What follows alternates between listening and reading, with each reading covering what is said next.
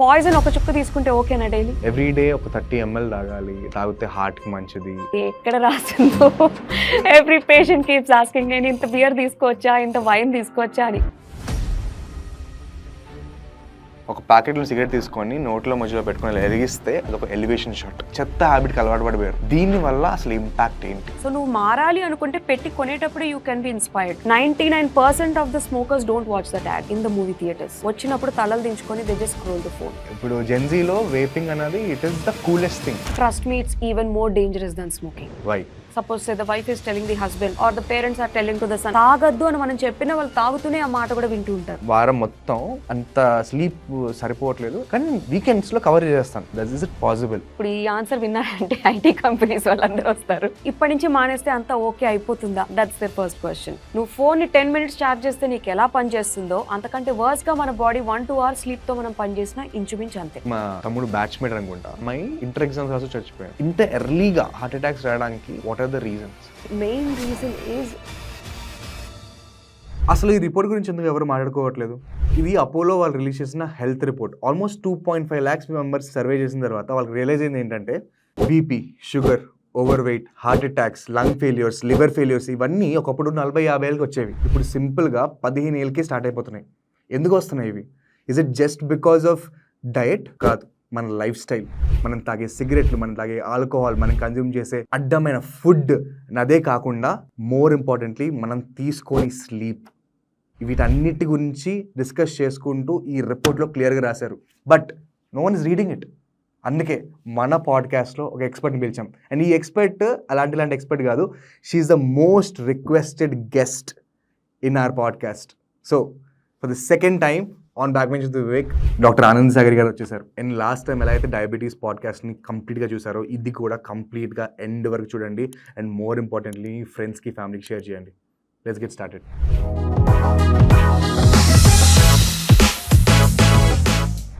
Doctor, welcome back. మన కరెక్ట్గా 1 year అయింది అనుకుంటా మనం పాడ్కాస్ట్ చేసి. ఆల్మోస్ట్. అండ్ ఐ థింక్ ఒక షుగర్ అన్న కాన్సెప్ట్ మీద మనది లిటరల్గా ఎన్సైక్లోపీడియా. ఇప్పుడు తెలుగులో అయినా ఎక్కడ కొట్టినా షుగర్ మందే టాప్లో వస్తుంది. సో కానీ ఈసారి పాడ్కాస్ట్ చేసినప్పుడు ఇంకా మంచి ఇంట్రెస్టింగ్ టాపిక్ మీద చేద్దాం అని చెప్పి వెయిట్ చేశాము. బట్ రీసెంట్గా నేను ఒక రిపోర్ట్ చదివాను. ఇట్స్ రిపోర్ట్ ఫ్రమ్ అపోలో అన్నమాట. అది చదివిన తర్వాత అప్పుడు నాకు అర్థమైంది. Then I think I found the next topic for us to talk about అని చెప్పి. బిఫోర్ వీ గెట్ స్టార్టెడ్, ఒకసారి నా రిపోర్ట్లో ఉన్న హైలైట్ కీ పాయింట్స్ చదువుతాను. Then we can discuss upon that. Okay, so వాళ్ళు ఒక 2.5 lakh మెంబర్స్ని they have done a survey అనమాట. సో వాళ్ళ రిపోర్ట్స్ అన్నీ, వాళ్ళ హెల్త్ పారామీటర్స్ అన్నీ కంటిన్యూస్గా మానిటర్ చేసుకుంటూ దే దిస్ రిపోర్ట్. ఆ రిపోర్ట్లో 65% ఆఫ్ ద పీపుల్, ఆ 2.5 lakhsలో 65% of the people had fatty liver. And దాంట్లో more than 40% were alcoholics. That is the first insight. Second insight ఏంటంటే 46% ఆఫ్ ది అసిమ్టోమాటిక్, అంటే ఏ రకమైన సిమ్టమ్స్ లేకుండా హార్ట్ అటాక్స్ వచ్చిన వాళ్ళు ఉన్నారు. ఓకే, దాన్ని వాళ్ళు ఎర్లీ ఎథెరోస్క్లెరోసిస్ అంటున్నారు వాళ్ళు. I think you can explain me down the line what it is. Next thing ఏంటంటే 28% ఆఫ్ కాలేజ్ స్టూడెంట్స్ అబీస్గా ఉన్నారు, ఓవర్ వెయిట్ ఉన్నారు అని చెప్పి it came out in the report. ఇంకోటి ఏంటంటే 24% of that people obstruct to sleep apnea. So let's talk about this. ఈరోజు మనం పాడ్కాస్ట్లో మనం హార్ట్ గురించి, ఆల్కహాల్ గురించి, alcohol related other habits, let say cigarettes గురించి, వేపింగ్ గురించి, అండ్ మోర్ ఇంపార్టెంట్లీ స్లీప్ గురించి, ఇవన్నితో కలిపి ఇవి హార్ట్ని ఎలా ఎఫెక్ట్ చేస్తున్నాయి అనేది let's talk about it. Are you ready? So let's start. బాడీకి ఆల్కహాల్ అసలు ఏం చేస్తుంది? ఫస్ట్ అయితే కిక్ ఇస్తుంది. That's what people all are going on it again and again. But to talk seriously, alcohol వల్ల బాడీలో మనం ఏది తీసుకున్నా లివర్ అనే ఆర్గనే దాన్ని డిటాక్సిఫై చేస్తుంది. Whether we take antibiotics or we take alcohol or anything, మనం ఏం తీసుకున్నా the liver organ itself is like a filtrate organ. So మన బాడీలో మన ఆల్కహాల్ తీసుకోగానే first organ that it hits is your brain. మన cognitive sense and మన focus, మన జడ్జ్మెంట్ కెపాసిటీ ఇవన్నీ చిన్నగా డిజేబుల్ అవుతాయి. సో దే సేరే తాగి మాట్లాడుతున్నారు, వాడి మాటలు వీళ్ళకు రేపు అంతా తగ్గిన తర్వాత డౌన్ అయ్యాక రేపు మాట్లాడదాం అంటారు. To an extent that's right, because when you are taking alcohol your mood is elevated for some time టెంపరీగా. జడ్జ్మెంట్ కెపాసిటీ కానీ, గుర్తుండడం అంటారు, మెమరీ కానీ, ఇవన్నీ క్రమక్రమంగా తగ్గుతాయి టెంపరీలీ ఫర్ అ టైమ్. ఆ తర్వాత effect is it immediately gets in to your blood stream. So అక్కడి నుంచి అది లివర్ కి వెళ్ళినప్పుడు లివర్ స్టార్ట్స్ డిటాక్సిఫైయింగ్. దాని పనే డిటాక్సిఫై చేసి బాడీకి హాని కరగకుండా చేయడానికి. ఆల్కహాల్ డిహైడ్రోజనేజ్ అనే ఒక ఎంజైమ్ ద్వారా లివర్ మన బాడీలో ఉన్న ఆల్కహాల్ ని మొత్తం డిటాక్సిఫై చేసి పంపించేస్తుంది. ఇది ఒక్కసారి అయితే ఓకే, 10 times అయితే ఓకే. రిపీటెడ్గా if this detoxification is happening in the liver again and again and again, దాన్ని సింపుల్గా మనం అబ్యూజ్ అని అనుకోవచ్చు. ఎప్పుడైతే మనకి ఆల్కహాల్ అనేది ఒక అలవాటుగా, ఒక వ్యసనంగా తయారైందో, ఈ లివర్ అనే ఆర్గన్ మన బాడీలో మనకి ఆల్కహాల్ వల్ల వచ్చే హానికారక ఎఫెక్ట్స్ ఏం జరగకుండా కాపాడుతుందో, it will give up. Okay, that is when you notice different conditions of the liver. One of such condition is the alcoholic hepatitis. మనకి ఫ్యాటీ లివర్ కూడా వస్తుంది, లివర్ సిర్రాసిస్ అంటాం. అది బాగా మితిమీరిన స్టేజెస్లో it will go up to hepatocellular carcinoma, అంటే క్లుప్తంగా చెప్పాలంటే సింపుల్ లాంగ్వేజ్లో cancer of the liver. So ఒకవేళ నాకు 30 years ఉన్నాయి అనుకోండి, నేను 20 years అప్పుడు తాగడం స్టార్ట్ చేశాను. So 10 years I'm consuming alcohol on a consistent basis. What you mean by consistency? అంటే వారానికి ఒక 3 సిట్టింగ్ లేకపోతే మనకి వర్కౌట్ అవ్వదు. ఓకే, ఆల్మోస్ట్ ఆల్టర్నేట్ డే లాగా లిటరల్లీ. Okay, right. సరే 3 సిట్టింగ్స్ లేదా వీకెండ్స్ వీకెండ్స్ కూడా అనుకోండి, ఎవ్రీ వీకెండ్ ఎంత అవుతాను. కొంతమంది లిటరల్గా ఎవ్రీ డే తాగిన వాళ్ళు కూడా ఉంటారు. So 10 years continuous consumption of ఆల్కహాల్లో 30 years అప్పుడు వాడి బాడీ ఎలా ఉంటుంది? ఒకవేళ అదే కంటిన్యూ చేసి వాళ్ళు 40 years వచ్చినప్పుడు 20 years కన్జ్యూమ్ చేస్తే వాడి బాడీ ఎట్లా అవుతుంది? What is the difference? అసలు ఆ ప్రోగ్రెసివ్ డీజనరేషన్ అనేది ఎలా ఉంటుంది? సో ఆల్కహాల్ ఫస్ట్ మీరు అన్నట్టు 20 yearsలో స్టార్ట్ చేస్తే ద ఫస్ట్ డికేడ్, అంటే 20 to 30 years వాడు ఫస్ట్ డికేడ్ దానికి ఎక్స్పోజ్ అయినప్పుడు, ఇప్పుడు ఇందాక నేను చెప్పినట్టుగా the first thing that happens is మన లివర్ సెల్స్లో అంతా ఫ్యాట్ డ్రాప్లెట్స్ అనేవి చిన్న చిన్నగా అక్యుములేట్ అవుతాయి. అంటే మనకి ఇప్పుడు ఎక్కడైనా ఏదైనా గీసుకుంది అనుకోండి, ఇమీడియట్గా అక్కడ కందిపోయినట్టుగా ఎర్రవాగ్గా అవుతుంది. దాన్ని మేము మెడికల్ లాంగ్వేజ్లో ఇన్ఫ్లమేషన్ అంటాం. Literally similar effect happens to the liver. అది ఇన్ఫ్లేమ్ అవుతుంది. ఆ ఇన్ఫ్లమేషన్ యొక్క రియాక్షనే ఫ్యాట్ డ్రాప్లెట్స్ అనేవి చేరుతాయి. అది గ్రేడ్ 1 ఫ్యాటీ లివర్ అని ఇస్తాం, ఈవెన్ అల్ట్రాసౌండ్ రిపోర్ట్స్లో కూడా. ఈ అబ్యూస్ అలా కంటిన్యూ అవగా అది చిన్నగా గ్రేడ్ 2 ఫ్యాటీ లివర్కి మారుతుంది. గ్రేడ్ 1 అండ్ గ్రేడ్ 2 కూడా can be reversed provided you change your life style habits. కొంచెం ఆల్కహాల్ని అబ్స్టినెన్స్, అంటే అంత ఎక్కువగా తాగకుండా చాలా రేర్గా తాగుతూ సెట్ చేసుకుంటే you can come back to grade 1 fatty liver or even 0, అంటే లివర్ని కంప్లీట్ డిటాక్సిఫై చేసుకుని you can come back to normal. ఈ స్టేజ్లో కనుక ఇగ్నోర్ చేస్తే, లైక్ యూ ఆస్డ్, వాడు ఇంకా కంటిన్యూ చేస్తే నెక్స్ట్ 10 years కూడా ఆల్కహాల్ కంటిన్యూ చేస్తే this fatty liver shall go back to grade 3 fatty liver. అంటే గ్రేడ్ 3 ఫ్యాటీ లివర్ అంటే లివర్లో ఉండే కణాలు, అంటే లివర్ సెల్స్లో ఎక్కువగా ఫ్యాట్ డ్రాప్లెట్స్ అక్యుములేట్ అయిపోయి అది ఏ ఫంక్షన్ అయితే మన బాడీలో డిటాక్సిఫికేషన్ అవి చేయాలో ఆ పని ఇంకా అది చేయడానికి చేత కాదు. సో ఫిల్టర్ మీద ఒక లేయర్ పడుతున్నట్టు. Yeah, so half of the liver is almost occupied with these fat droplets. అప్పుడు మనం గ్రేడ్ 3 అంటాం. ఇంకా నెక్స్ట్ స్టేజ్లో ఏంటంటే ఈ లివర్ సెల్స్ అన్ని చెడిపోతున్నవన్నీ ఇంజురీ అయినప్పుడు మన బాడీలో న్యాచురల్ ప్రక్రియ స్కారింగ్ ఫామ్ అవడం, అంటే దెబ్బ మాంతున్నప్పుడు మనకి గట్టిగా ఏర్పడేది స్కారింగ్. ఆ స్కార్ ఫామ్ అవుతున్నప్పుడు లివర్ కూడా ఆ పార్ట్ ఆఫ్ ద లివర్ చిన్న చిన్నగా కుచించుకుపోతూ స్కారింగ్ ఫామ్ అవుతుంది. That is called as liver cirrhosis. ఈ స్టేజ్ ని కూడా మనం దాటిపోయినప్పుడు అది చిన్నగా క్యాన్సర్ గా కూడా మారచ్చు. So the best thing is తాగడం కంప్లీట్ గా తప్పు, ముట్టుకోద్దని మనం ఎవరికి చెప్పలేము, మనం ఎవరిని శాసించలేము. కాకపోతే ఈ over the period of time from 10 to 20 years ఆఫ్ కంటిన్యూస్ ఆల్కహాల్ అబ్యూస్లో మన లివర్ మీద ఈ దాడి జరుగుతుందని గుర్తుపెట్టుకొని కొంచెం అంత ఫ్రీక్వెంట్గా కాకుండా దానికి రికవర్ అయ్యే ఛాన్స్ ఇవ్వాలి. Yeah, that's the word actually I wanted to say. If you have abused your liver with a lot of alcohol frequently, like say 3 times a week or 4 times a week or whatever, అది detoxify చేయాలంటే కొంచెం అది తాగకుండా gap ఇస్తే the liver can come back to its original self. A point of టైంలో ఈ damage అన్నది irreversible అయిపోతుంది? After grade 3 of fatty liver. Absolutely irreversible.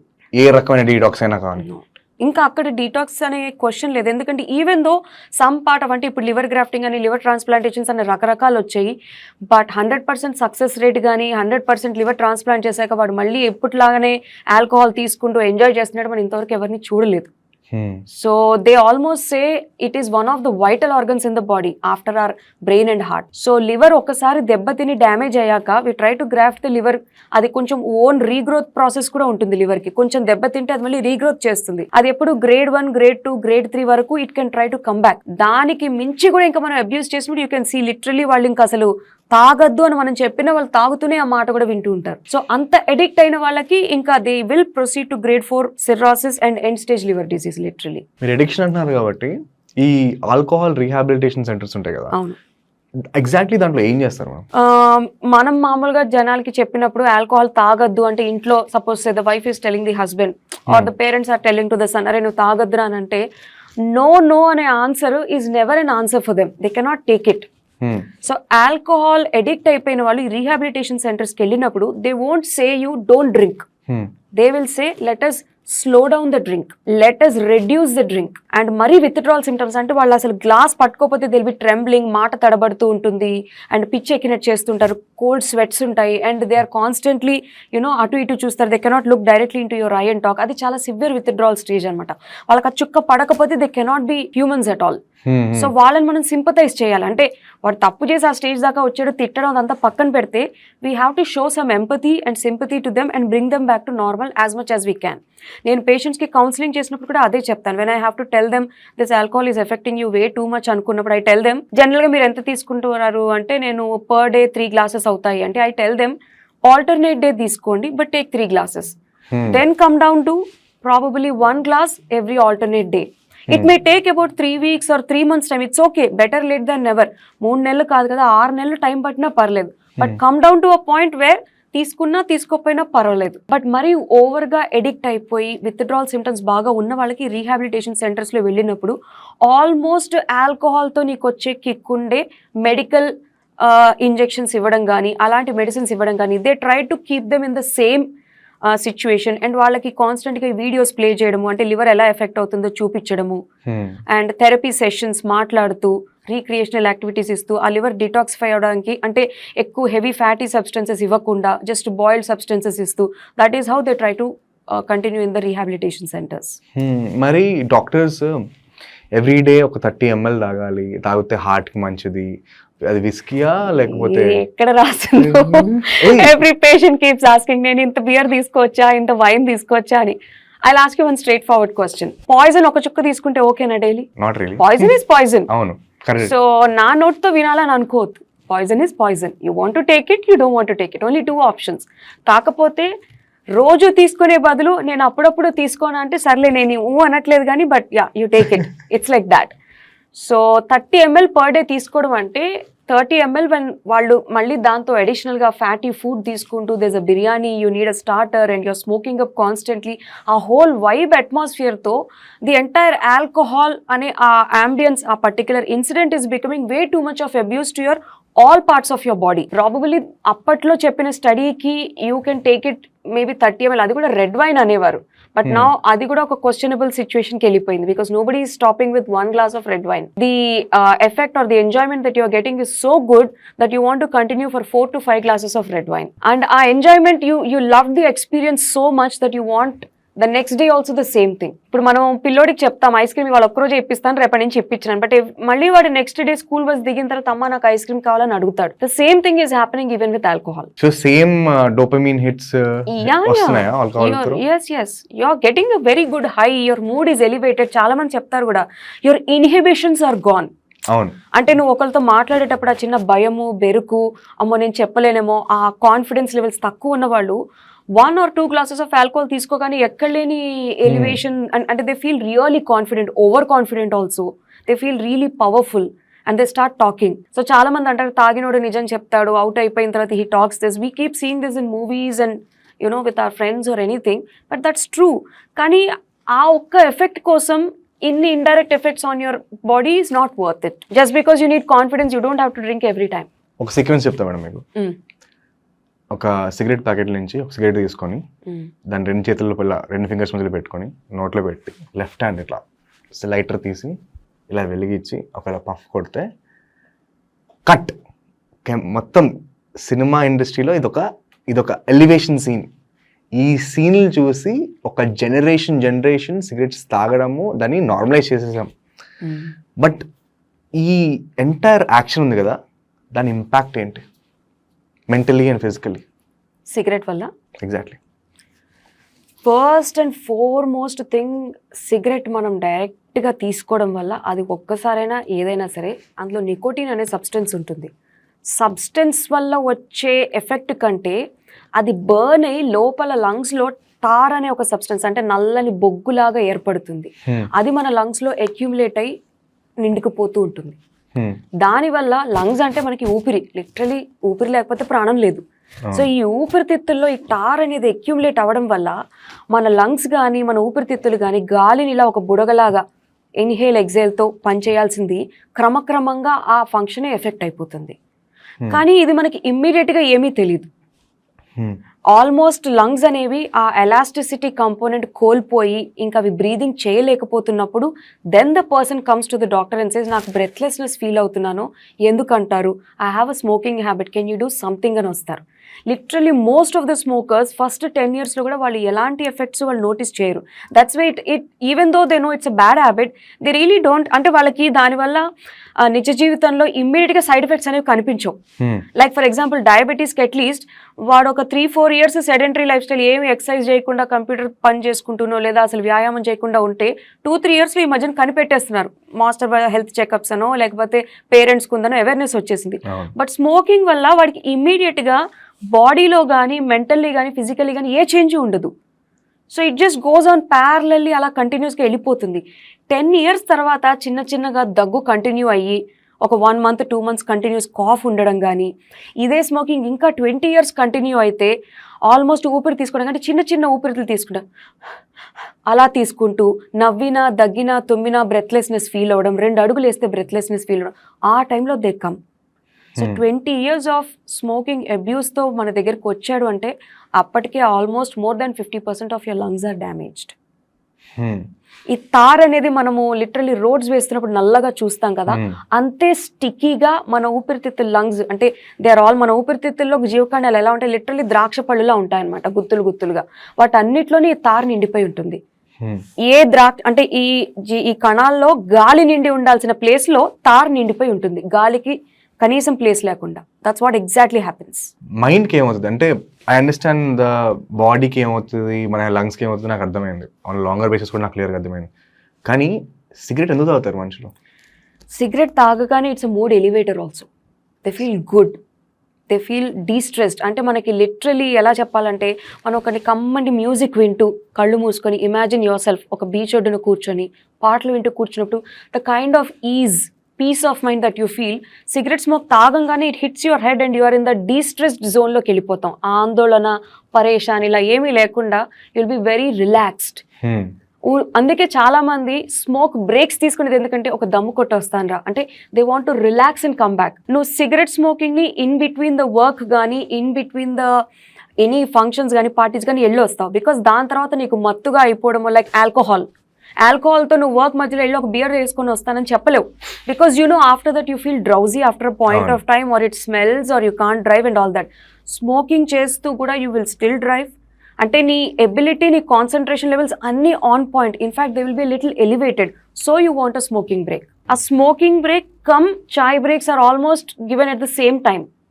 Are స్మోకింగ్ని ఒక చిన్న టీ టైం బ్రేక్ లాగా యాక్సెప్ట్ చేసేసారు మన దగ్గరనే కాదు ఎక్కడైనా సరే. లిటరలీ మనం ఏదైనా ఆఫీస్ ఐటీ ఇండస్ట్రీలో కూడా వెళ్తే స్మోక్ జోన్ అని ఉంటుంది, మన రెస్టారెంట్స్కి వెళ్ళినా సరే స్మోక్ జోన్ అని ఉంటుంది. అంటే it has become a part and parcel of our daily routine. Accept చేసేసాం, nobody has an objection. Drunk and driving వద్దంటారు కానీ లేకపోతే స్మోక్ చేసిన తర్వాత డ్రైవ్ చేయదని కూడా మనకి ఎక్కడ రూల్స్ లేవు. I see lot of people ఇలా లెఫ్ట్ హ్యాండ్తోనో రైట్ హ్యాండ్తోనో చేస్తూ ఇంకో చేత్తో మళ్ళీ స్మోకింగ్ చేస్తుంటారు విండో డౌన్ చేసుకొని. సో అంటే as a doctor when I see that vision itself చాలా డిస్టర్బింగ్గా ఉంటుంది నాకు. But first thing that your smoke hits you is in the brain. Let us say ఇప్పుడు నేను ఇప్పుడు ఒక సిగరెట్ తాగాను అనుకోండి, నా బాడీ ఈ సిగరెట్ నుంచి రికవర్ అవ్వడానికి ఎంత టైం పడుతుంది? అది ఎగ్జాక్ట్గా నేను చెప్పలేను కానీ రీసెర్చ్ దాని ప్రకారంగా it can probably recover immediately or at least in the days time. ఒక సిగరెట్ తాగితే నష్టమేం లేదు. అలా కాదు అంటే so let us say over period of day నేను ఒక 6 cigarettes తాగుతున్నాను right per day. Per day. Okay. Borderline chain smoker అనుకోండి, రైట్? సిగరెట్ కి మధ్యలో ఎంత గ్యాప్ ఇవ్వాలని అడుగుదాం అనుకుంటున్నాను లిటిల్ గా, because it takes little bit of time for your body to recoup కదా మనం చేసే activity. Never recover in that. What is done, నేను చెప్పాను కదా ఇందాక, హార్మ్ డన్ అంతే. Harm done is done. కాకపోతే one thing what you should remember is ప్రతి ఆర్గన్ కి రీజనరేటివ్ కెపాసిటీ ఉంది. అంటే అక్కడ అంటే మనకి స్కిన్ దగ్గర కూడా ఏదైనా దెబ్బ తగిలితే మళ్ళీ స్కిన్ అక్కడ పూడ్చుకొని మానిపోయే ప్రక్రియ అవుతుంది. మనకి లివర్కి కూడా ఆ ఛాన్సెస్ ఉన్నాయి. బట్ వన్ థింగ్, రీజనరేషన్ అనేది అంటే తెగిపోయింది మళ్ళీ దానంతట అది రిపేర్ అవ్వగలవడం అనే కెపాసిటీ లేనిదే lungs. You have only one lungs. అంటే మనకు ఒక పెయిర్ ఆఫ్ లంగ్స్ ఉన్నాయి, దట్స్ ఆల్. ఏదన్నా ఒక పార్ట్ ఆఫ్ లంగ్ లో ఈ స్మోకింగ్ వల్ల ఇంజురీ జరిగితే పర్మనెంట్ గా అక్కడ అది కుచించుకుపోయి స్కార్ ఫామ్ అవుతుంది తప్పితే నీకు అక్కడ మళ్ళీ కొత్త లంగ్ అనేది రీజనరేట్ అవ్వదు. So you have one pair of lungs for life. వాటిని జాగ్రత్తగా కాపాడుకోవాలి. మీరు అన్నారే 6 cigarettes తాగి నేను ఆపితే ఏమవుతుంది అని. Probably it will recover, but not 100%. You can recover 80%. Provided చిన్నగా స్మోకింగ్ ఆపేస్తూ దాన్ని మనం అంటే కొన్నాళ్ళు ఇంకా తాగకుండా ఉంటే the lungs can come back to 80 to 85% of their original capacity. Now I will play devil's advocate for you. Okay, so వచ్చి అంటారు, నాకు తెలిసిన తాత ఉన్నాడు రా, రోజుకి ఒక 5-6 సిగరెట్లు కొట్టకపోతే, బీడీ చుట్టలు కొట్టకపోతే ఆయనకి దిగదు. 90 years వరకు బతికాడు. He had a very good life.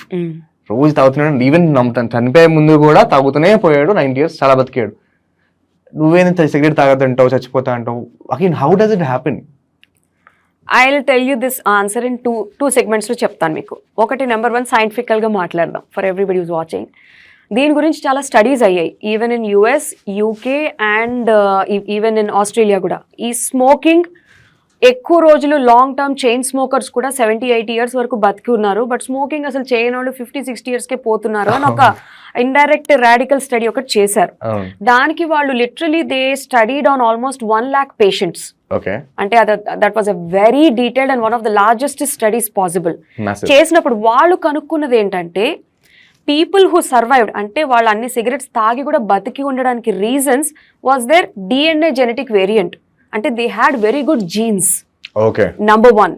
Number 2 and most importantly, అంత స్మోకింగ్ చేసిన వాళ్ళు were leading a very active life style. And దానికి తోడుగా అంటే అగ్నికి ఆజ్ఞం వేసినట్టుగా వేరే సైడ్ బ్యాడ్ హ్యాబిట్స్ లేకపోవడం వల్ల దే కుడ్ సర్వైవ్ అని వాళ్ళు తేల్చి చెప్పారు.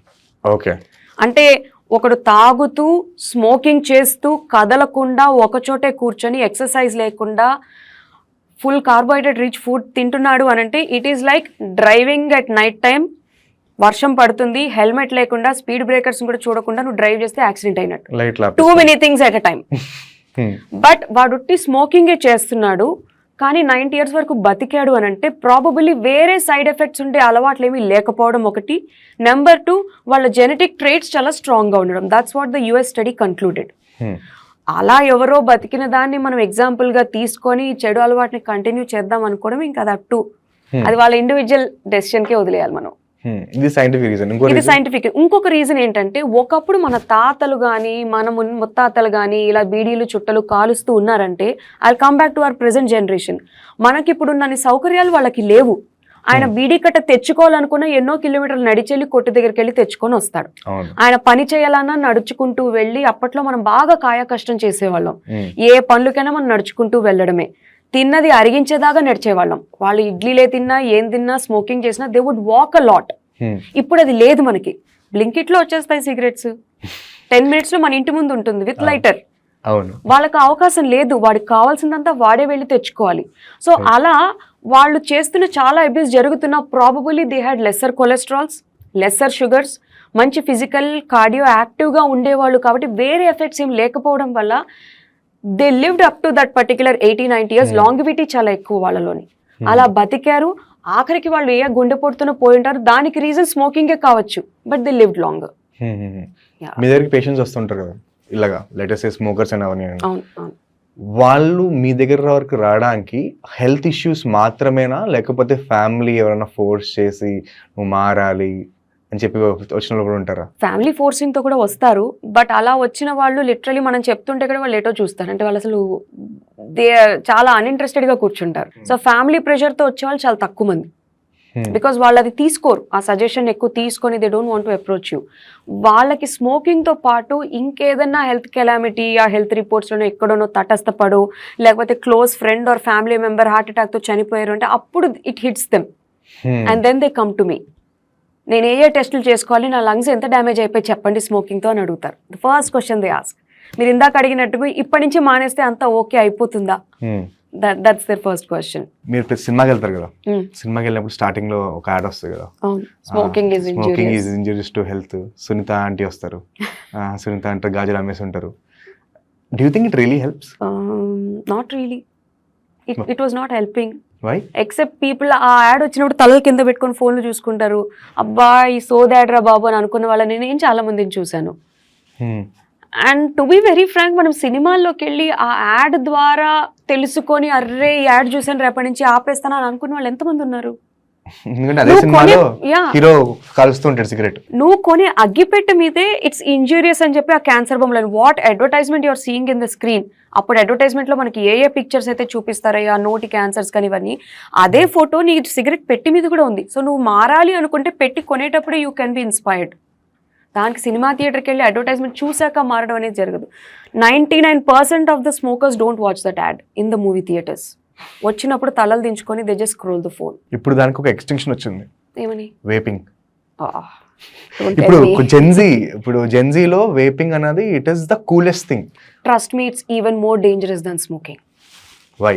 ఎందుకంటే ఐల్ టెల్ యూ, స్మోకింగ్ వల్ల మనకి బ్యాడ్ స్మెల్ తెలుస్తుంది. అంటే స్మోక్ ఎంజాయ్ చేసే వాళ్ళని పక్కన పెడితే ప్యారలల్ గా మనకి ఇండైరెక్ట్ స్మోకర్స్ అంటాం, అంటే మన పక్కన కూర్చొని ప్యాసివ్ స్మోకర్స్, వాడు కూర్చొని గాలి పీలుస్తున్నాడు, బట్టలకి జుట్టుకి అంతా కట్టేయడం.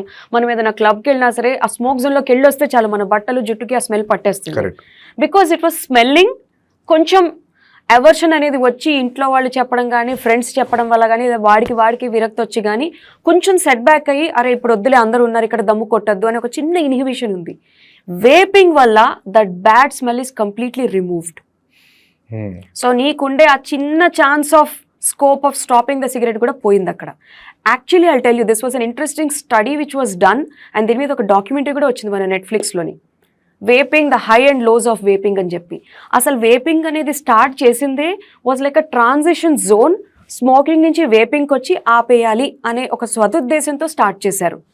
But it was completely misutilized. ఆ కంపెనీ వాళ్ళు పెట్టిన వాళ్ళు కూడా దీన్ని స్మోక్ టు నో స్మోకింగ్ కి తీసుకొచ్చే ట్రాన్సిషన్ గా ప్రవేశపెట్టినప్పుడు the sales pitched skyrocketing. అంటే వాళ్ళు ఎక్స్పెక్ట్ చేయనంతగా 100 గుణాలు అది ఎక్కువ సేల్ అయిపోయింది.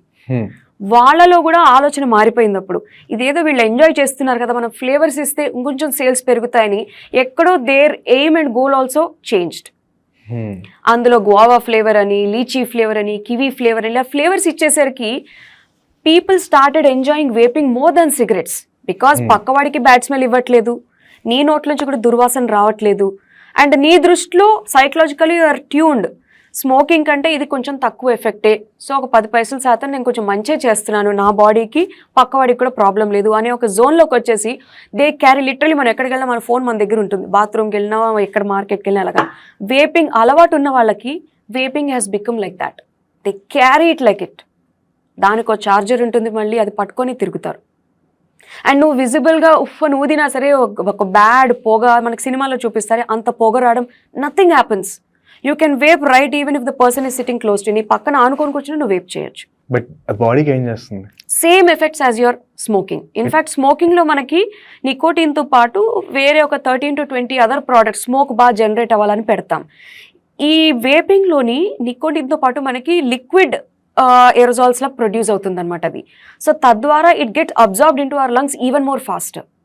సో మీరు అన్నట్టు ఆ టార్ ఆ ఇష్యూస్ అవన్నీ దీనికి కూడా ఉంటాయి, 100% దీనికి కూడా ఉంటాయి. But in fact in much more fast అవి. బికాస్ స్మోకింగ్ నువ్వు ఒక సిగరెట్ తాగిన తర్వాత, ఒక 2 తాగిన తర్వాత, చైన్ స్మోకర్ అయితే నాన్ స్టాప్ 6 తాగిన తర్వాత లోపలికి వెళ్తాడు.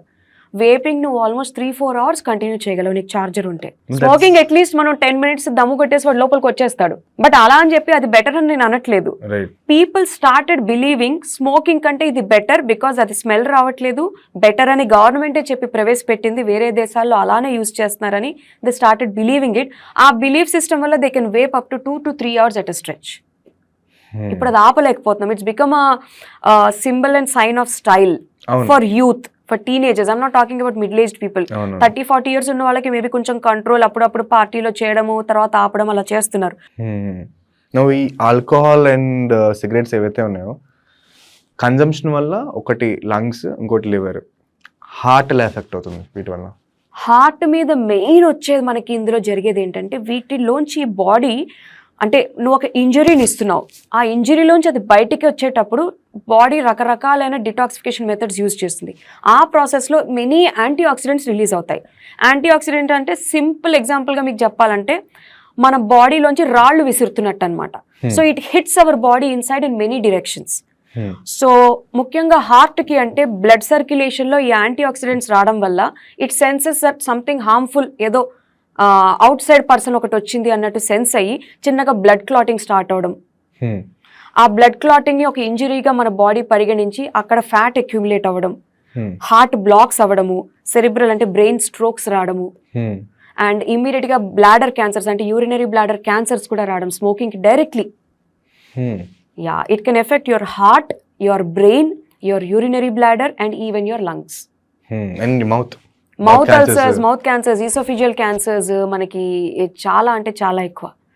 సో అంటే ఇదంతే మనకి అగ్లీగా కనిపిస్తుంది కాబట్టి అయ్యో స్మోకింగ్తో ఇది అయిందా అనుకుంటాం. బట్ ఇంటర్నల్గా యాక్చువల్లీ ఒక స్మోకింగ్ పర్సన్ని మేము చిన్నప్పుడు అనాటమీలో డిసెక్షన్ చేసినప్పుడు one of the dissection bodies మా గాంధీలో వచ్చినప్పుడు డిసెక్టింగ్ లంగ్స్ చూద్దామంటే one part of the lung literally black అయిపోయి ఉంది. దెన్ మేము మార్చరీకి వెళ్ళి మళ్ళీ స్టూడెంట్స్ మేమందరం అప్పుడు కొంచెం ఇంక్విజిటివ్గా ఇంట్రెస్ట్ ఉండి ఈ బాడీ ఎక్కడి నుంచి వచ్చింది అంటే పలానా వాళ్ళది. ఆ కేస్ హిస్టరీ చూస్తే the person apparently died with a heart attack. వాడికి హార్ట్ అటాక్ వచ్చి చనిపోయాడు. రీజన్ ఫర్ హార్ట్ అటాక్ అంటే చైన్ స్మోకర్ అని రాసింది అప్పట్లో. So it was a live knowledge for me, it still imprints in my mind. ఆ lung ని అలా కట్ చేసి మేము చూసినప్పుడు నల్ల tar substance. So whatever I was telling you was like literally నేను చూసింది చెప్తున్నాను, ఊహించుకొని అది విజువల్ ఇమేజెస్ కాదు. How does it affect sleep? You are awake. మనం పడుకోవాలి అంటే మనకు ఒక స్లీప్ వేక్ సైకిల్ ఉంటుంది. ఈ టైంకి నిద్ర లేస్తే మనం ఒక 18 hours 12 hours అనర్గళంగా పనిచేసిన తర్వాత ఆటోమేటిక్గా బాడీకి ఒక అలసట వస్తుంది. అంటే ఫిజికల్ మూమెంట్స్ అన్ని డౌన్ అవుతాయి. తర్వాత చిన్నగా మెంటల్ ఎబిలిటీ కూడా తగ్గుతూ ఉంటుంది. లేట్ నైట్ 8-9 అవుతుంటే ఆ టైంకి మనం పడుకోవాలి. సిగరెట్ స్మోకింగ్ నువ్వు చేయడం వల్ల your body gets activated. It's like having a coffee. నువ్వు పడుకునే టైంలో కాఫీ తాగితే యూఆర్ అప్.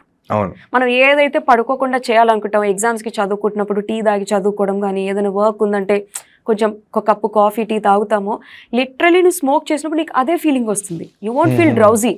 చాలా మందికి అంటే ఇంటర్నల్గా బాడీ యాక్టివేషన్ సిస్టమ్ ఎంత బాగుంటుందంటే వాళ్ళు స్మోక్ చేస్తే కానీ they can't even go to washroom. They feel constipated. అరే నేను పొద్దున్న నాకు అవదురా అంటారు లిటరలీ. అంటే అంత ఎడిక్ట్ అవుతారు. బాడీ మూమెంట్స్ అన్ని ఆ స్మోక్ తో వచ్చే రాడికల్ ఎఫెక్ట్స్ వల్ల బాడీ మూమెంట్స్ కానీ బబల్ మూమెంట్స్ కానీ ఎంత ట్రైన్ అయిపోతాయంటే అది చేస్తే కానీ వాళ్ళకి మోషన్ కూడా అవ్వదు. ఇది మెంటలా లేకపోతే రియల్ గా అలా జరుగుతుందా? రియల్ గా కూడా జరుగుతుంది. Most of it is also mental. అంటే ఇప్పుడు చూడండి, మనం ఐ గివ్ మై ఎగ్జాంపుల్. ఒకప్పుడు నేను అంటే ఈ ఎగ్జామ్స్కి ప్రిపేర్ అయ్యి ఎంబీబీఎస్కి కానీ పీజీకి కానీ ప్రిపేర్ అవుతున్నప్పుడు టీ తాగి లేట్ నైట్ ఉండి చదువుకోవడం, ఆ టైంలో I had to do that to get my rank are what ever. చేసినప్పుడు నాకు ఎలా అయిపోయిందంటే ఒక పాయింట్ తర్వాత టీ తాగకపోతే నేను మార్నింగ్ అసలు ఫంక్షనల్ చేయలేనేమో, పడగడుపునే ఫస్ట్ ఆ వేడి కప్ ఆఫ్ టీ పడితేనే కానీ అవదేమో అనుకున్నాను. అండ్ ఐ ఆల్మోస్ట్ థాట్ నేను ఎడిక్ట్ అయిపోయానని. బట్ ఒక పాయింట్ పోస్ట్ ప్రెగ్నెన్సీ కొంచెం నా బరువు నేను తగ్గించుకొని మళ్ళీ ఒరిజినల్ ప్రీ ప్రెగ్నెంట్ వెయిట్కి రావాలనుకున్నప్పుడు కొన్ని నేను వదిలేశాను, ఇవి తినకూడదని. అందులో షుగర్, డైరీ ఇలా రకరకాలుగా నా డైట్ చేసినప్పుడు ఆ టైంలో 3 weeks నేను అసలు టీ కాఫీ ఏమీ తీసుకోలేదు. ద ఫస్ట్ 1 day అయితే నాకు నరకం, లిటరలీ విత్డ్రావల్. అప్పుడు అనుకున్నాను okay, so I have to show some sympathy and empathy. ఎవరైతే స్మోకింగ్ ఆల్కహాల్కి ఎడిక్ట్ అయి ఉన్నారో వాళ్ళకి నేను చెప్పేటప్పుడు కొంచెం జెంటిల్ కౌన్సిలింగ్ చేయాలి. Maybe this is how they feel. అంటే ఐ ఫెల్ట్ లిటరలీ సిక్. మనకి జ్వరం వస్తే కండరాలు ఒళ్ళు నొప్పిగా ఫీల్ అయినట్టు ఫీల్ అయ్యాను. But it was not impossible. నాకు టీకే 1-2 days పట్టింది అంటే ఆల్కహాల్కి కానీ స్మోకింగ్కి కానీ వాళ్ళకి కొన్ని నెలలు పడుతుంది. I understand the addiction అనేది. So coming back to is it psychological or is it really true అంటే టీ వాజ్ హెల్పింగ్ మీ, కొంచెం లేచి యాక్టివ్గా చేయడానికి నాకు హెల్ప్ అయింది. కానీ అది లేనప్పుడు కూడా నేను అలానే చేసుకున్నాను. దెన్ ఐ రియలైజ్డ్ సైకలాజికల్గా నేను టీ తాగాలని డిపెండ్ అయ్యాను తప్పితే నిజంగా నా బాడీకి అది అవసరం లేదు. అప్పటి నుంచి I change my habit. So this is out of personal experience.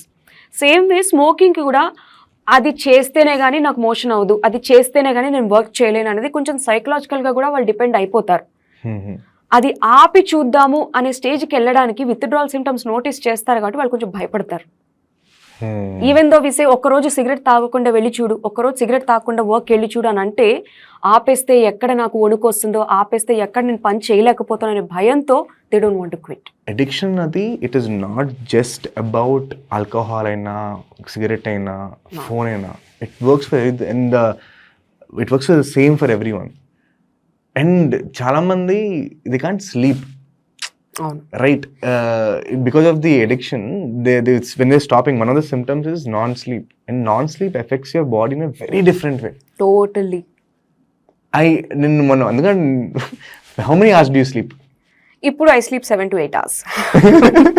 ఎందుకు అడుగుతున్నా అంటే, మేడం మన షూట్ చేద్దామంటే వివేక్ సండే కొంచెం నేను సెకండ్ హాఫ్ లో పెట్టుకుందాం. బట్ ద థింగ్ ఈజ్ ఇదొక కాన్స్టెంట్ థింగ్ అయిపోయింది కదా. నేను వారం మొత్తం ఒక 12-13 hours వర్క్ చేస్తున్నాను, ఒక 12-13 hours స్క్రీన్ టైం ఉంటుంది నాకు అంత స్లీప్ సరిపోవట్లేదు, కానీ వీకెండ్స్లో కవర్ చేస్తాను, సాటర్డే సండే వీకెండ్లో కవర్ చేస్తా అంటారు. ఇది నిజమేనా? Is it possible? చేస్తారు, కానీ దానివల్ల ఎలాంటి ఉపయోగం ఉండదు. అంటే టెల్ యూ హౌ. ఇప్పుడు మన బాడీకి డైలీ ఫంక్షన్ చేయాలంటే డైలీ ఫ్యూయల్ లాగా మనం ఫుడ్ పెడితేనే it can function. Saturday Sunday బాగా ఆ వారంలో కావాల్సినంత నువ్వు ఫీడ్ చేసేసి మండే టు ఫ్రైడే ఏం తినకుండా ఫంక్షన్ చేయలేం. ప్రాక్టికల్గా అది పాసిబుల్ కాదు. So imagine sleep as food. మనం ఫోన్కి బ్యాటరీ ఎలా పెడతాం, లిటరలీ అలానే sleep is like a battery to us. మనం నెక్స్ట్ డే లెగిసి మన పనులన్నీ మనం చేసుకొని డ్యూటీలన్నీ చేసుకోవాలి అంటే మనకి నైట్ ఆ ఛార్జ్ అవ్వడానికి sleep duration. It is like literally మన బాడీని మనం ఛార్జ్ అప్ చేస్తున్నాం. నువ్వు ఫోన్ని 10 minutes ఛార్జ్ చేస్తే నీకు ఎలా పనిచేస్తుందో అంతకంటే వర్స్గా మన బాడీ 1-2 hours స్లీప్తో మనం పనిచేసినా ఇంచుమించు అంతే. Or it can be even worse. ఏమవుతుంది మేడం పడుకోకపోతే ఫస్ట్ ఎఫెక్ట్ అయ్యేది బ్రెయిన్. మన బ్రెయిన్ ఎలా ఎఫెక్ట్ అవుతుందంటే it is almost in a very foggy state. Brain fog అంటారు, మీరు వినే ఉంటారు ఈ టర్మ్ని. బ్రెయిన్ ఫాగ్ అంటే చేస్తూ ఉంటాం కానీ ఏదో యాంత్రికంగా కొంచెం కన్ఫ్యూజ్ అవ్వడం, తడబడ్డం, మాటలు తడబడ్డం కానీ, లేకపోతే కొంచెం వణుకు రావడం కానీ, లేకపోతే చేస్తున్నప్పుడు సడన్గా టేబుల్ ముందు ఇలా కునుకు రావడం కానీ, డే టైమ్ స్లీపీనెస్ కానీ, అంటే రాంగ్ టైంలో సడన్గా ఆక్సిజన్ బాగా అంది వాళ్ళు పడుకుంటూ ఉంటారు. అండ్ జడ్జ్మెంట్ కెపాసిటీ అంటే ఏదైనా అడిగితే కూడా ఇప్పుడు నన్ను అడగద్దు, నాకు మూడ్లో లేను నేను అంటారు. సో మూడ్ స్వింగ్స్ ఉంటాయి, యువర్ మూడ్ గెట్స్ ఎఫెక్టెడ్. అలా నీ ఇంట్లో ఏదో బ్యాడ్ జరిగిందని కాదు, నీకు నిద్ర లేదు కాబట్టి నీ మూడ్ బాగాలేదు. And you'll be very irritable, cranky ఉంటాం చిన్న వాటికి. అంటే for example now this place is nice to me, నాకు ఇప్పుడు ఇక్కడ ఉన్న కూలింగ్ కూడా ఇరిటేషన్ రావచ్చు if I'm not in a good sleep. So everything can be irritative. Not only that, తద్వారా వాళ్ళు ఆ టైంలో డ్రైవింగ్ చేసినా ఒక్కసారి ఇలా డోజ్ ఆఫ్ అయినా సరే, అలాంటి డ్రైవ్ చేస్తూ నిద్రపోయి యాక్సిడెంట్స్ అయినా మనం ఎన్నో వినుంటాం, especially on the ORRs or anything. So sleep can affect you in multitude. అంటే లిటరలీ నీళ్లలో ఒక రాయి వేస్తే అది ఎలాంటి రిపుల్స్ ఇస్తుందో that's what creates to your body. Another bad side effect of lack of sleep is మన బాడీలో కార్టిజాల్ రైజ్ అవుతుంది. మనం లాస్ట్ టైం కూడా మాట్లాడాం. సో అంటే నీకు స్ట్రెస్ లెవెల్స్ అనేవి పెరిగిపోతాయి.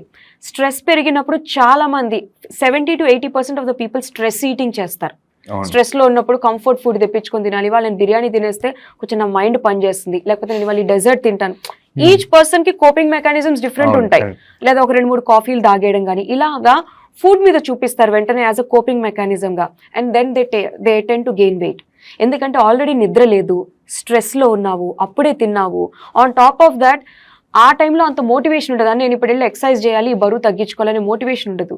సో బాడీ ఇంకా లెథార్జిక్గా డిప్రెస్డ్గా ఉంటుంది కాబట్టి you cannot work out. So you tend to put on weight. చిన్నగా వాళ్ళు స్లీప్ లేకపోవడం వల్ల ఫోకస్, కాన్సన్ట్రేషన్, మూడ్ స్వింగ్స్, ఇరిటబిలిటీతో పాటు యూఆర్ గెయినింగ్ వెయిట్. ఇంకా వెయిట్ గెయిన్ వల్ల వచ్చే మిగతా metabolic disorders like BP, hypertension, sugar, ఇంక ఇవన్నీ దే ఫాలో. సో అంటే నీ ఒక్క స్లీప్ ఇది నేను ఒక్కరోజు స్లీప్ లేకపోవడం వల్ల ఇన్ని జరుగుతాయని నేను చెప్పట్లేదు. No, this happens. Lack of sleep అంటే ఇన్సఫిషియంట్ స్లీప్ నువ్వు కనీసం ఒక 1 week 10 days చేసుకున్న your body has counter effects on that. మరి నైట్ షిఫ్ట్ చేస్తారు కదా, సో నైట్ షిఫ్ట్ చేసే వాళ్ళకి ఎలా ఎఫెక్ట్ చేస్తుంది? ఇప్పుడు ఈ ఆన్సర్ విన్నారంటే ఐటీ కంపెనీస్ వాళ్ళందరూ వస్తారు. టు బి వెరీ ఫ్రాంక్, మన బాడీ డిజైన్ అయినదే నైట్ టైం పడుకోవాలని. అవును, రైట్. మనం నైట్ కనీసం 9 to morning 4 or 6 దాకా పడుకోవాలి. ఆర్ ఓకే సే 10 to 11, అది స్లైడ్ అవ్వచ్చు. 1 గంట అటు ఎక్కువ అయితే 1 గంట ఇటు తక్కువ. That is our standard sleep time. మనం యుఎస్ కంపెనీస్కి పని చేస్తూ లేదా వేరే ఫారిన్ కంట్రీస్కి పని చేస్తున్నాం కాబట్టి ఆ స్లీప్ వేక్ సైకిల్ని మార్చేస్తారు. కొంతమంది నేను నైట్ షిఫ్ట్లో ఉంటానంటారు, అడ్డమైన షిఫ్ట్స్ ఉంటాయి, అంటే like midnight 1 o'clock to midnight 3 వరకు ఉంది నా షిఫ్ట్ అంటారు అసలు, ఆర్ 1 to 1.